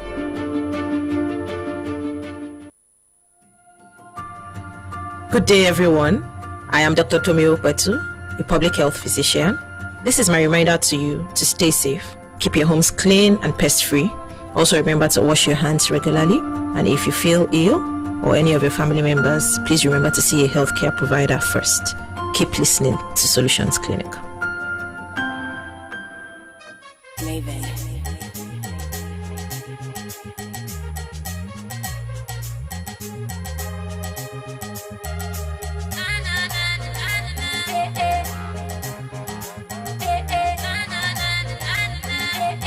Now I see them, they bad mouth me, them they plan for me, but he never walk. Anywhere, then they set them trap, then they go see me. Them never see me. Them one spoil, my Afrobeat with them jazz, so he never walk. Them they push me wherever I go, now their well go finish. Them never see me. Now I see them, they bad mouth me, them they plan for me, but he never walk. Anywhere, then they set them trap, then they go see me. Them never see me. Them one spoil, my Afrobeat with them jazz, so he never walk. Them they pushing me wherever I go, now their well go finish. Them never see. Oh, yeah, say I'm me. Amen. Oh Lord, have mercy. Yeah. Make the devil them free me. Yeah. Bad belly them plenty. Yeah. Wanna no go see me. Oh Lord, have mercy. Yeah. Make the devil them free me. Yeah. Bad belly them plenty. Yeah. Wanna no go see me. If I want go left, make I go left. Oh, yeah, leave my leg, make I go left. If I want go right, make I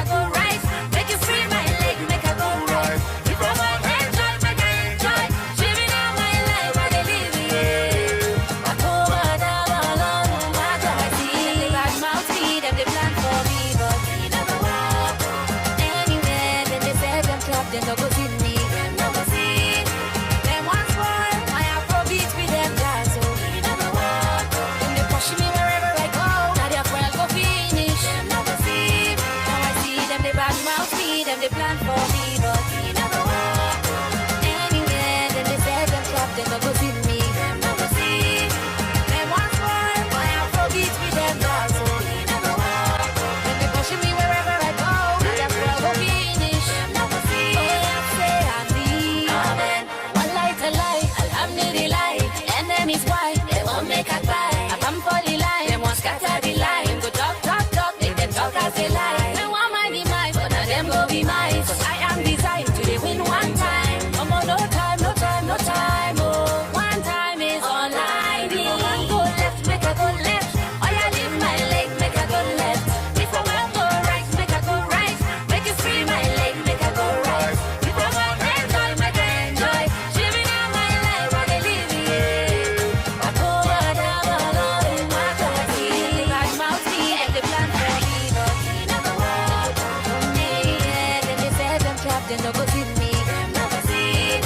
They want spoil my Afrobeat with them guys, so they never walk. Then they push me wherever I go. Now their fuel go finish. No see. Them they bad mouth me, them they plan for me, but they never walk. Anywhere, then they say them trapped, they no go see me. Them no go see. Them want spoil my Afrobeat with them guys, so they never walk. Then they push me wherever I go. Now their fuel go finish. No go see. Oh, yeah, say I need. Amen, amen, amen.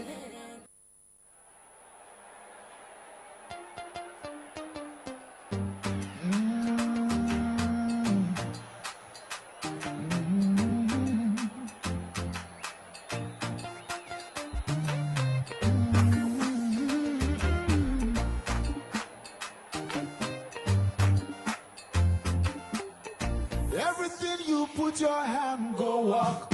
Your name go open doors. You self go be a boss. Amen. Amen. Everything you put your hand go walk. Your name go open doors. You self go be a boss. Amen. Amen. Every hustler getting paid. Where the hustle go come the pay. Your own in no go take. Amen. If you don't find work, do your own. God self go do his own. And flesh go cover bone. Amen. Amen. If you believe it, say amen. If you believe it, say amen. If you believe it, say amen. Amen. Amen. Everything you put your hand go on. Your name go open doors. You self go be a boss. Amen. Amen. Everything you put your hand go on. Your name go open doors. You self go be a boss. Amen. Amen. Sister where one man receives. Until where they find begin. One day you go born twins. Amen. Amen. You're not where don't losing job. Landlord come they do like God. One day you go be landlord. Amen. Amen. Good news go locate you. Watch and see it no go take. If you believe it, say amen. No. Amen. Amen. Everything you put your hand go up. Your name go open doors. You self go be a boss. Amen. Amen. Everything you put your hand go up. Your name go open doors. You self go be a boss. Amen. Amen.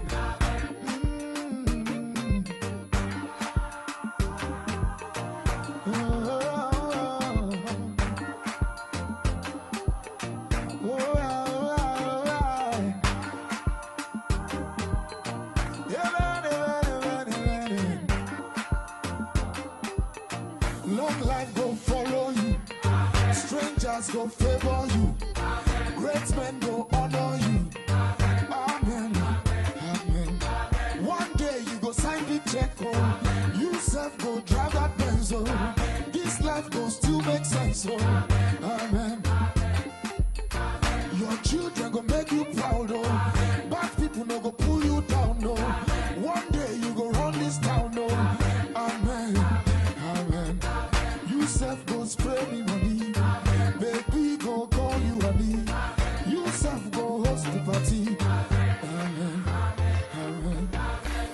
Dangote go be your friend.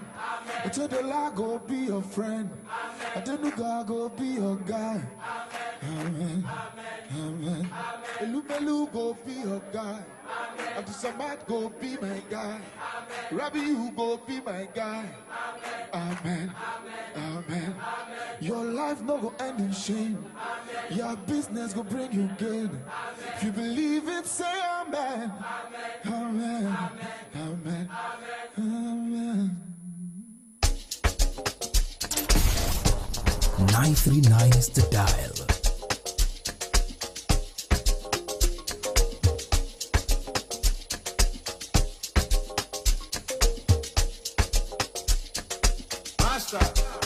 This kind of love, I never see. But when I go fit give you, you know I reach. They don't try me many times, they don't fit. You dey my side, you don't leave me. Hey, hey, hey, well, right now, body they moving, and now you be the reason I get up, and I the feeling. You get positive, they do me. Now you give me the building. And I know if you believe, oh, I get up, and I the feeling. You make me say, hallelujah, Hosanna. Hallelujah, Hosanna. Just want to say thank you. Just want to say thank you.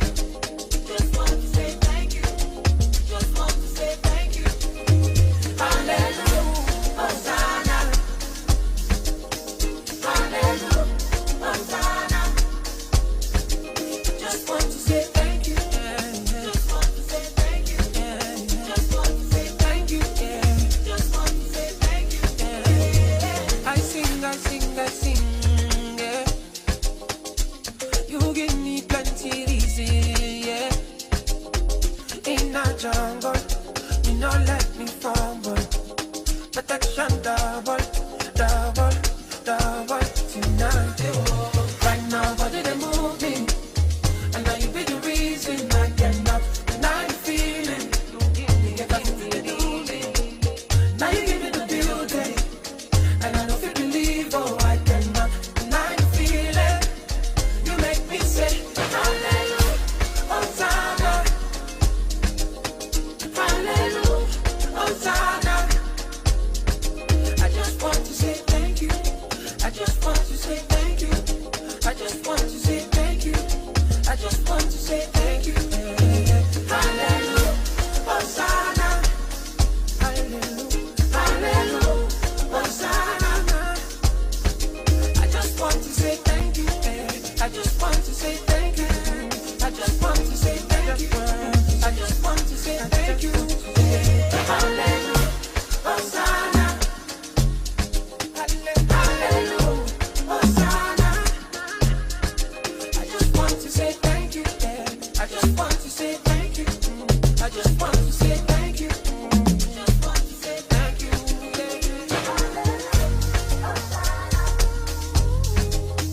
It's Solutions 939, baby.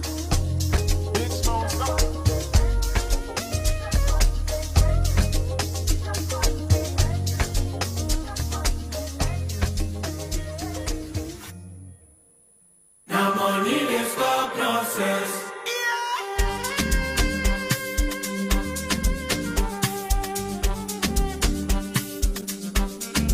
My Didi baby.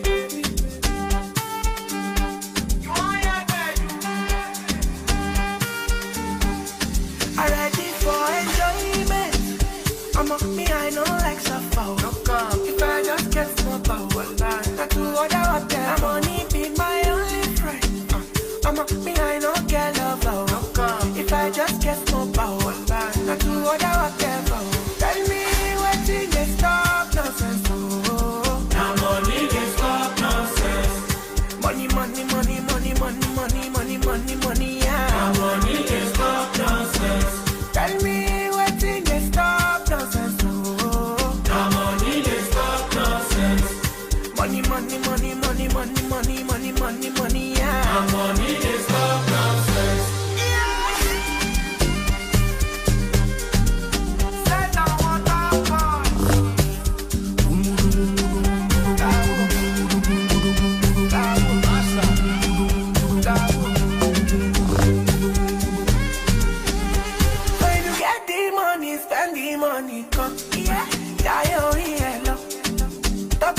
they don't.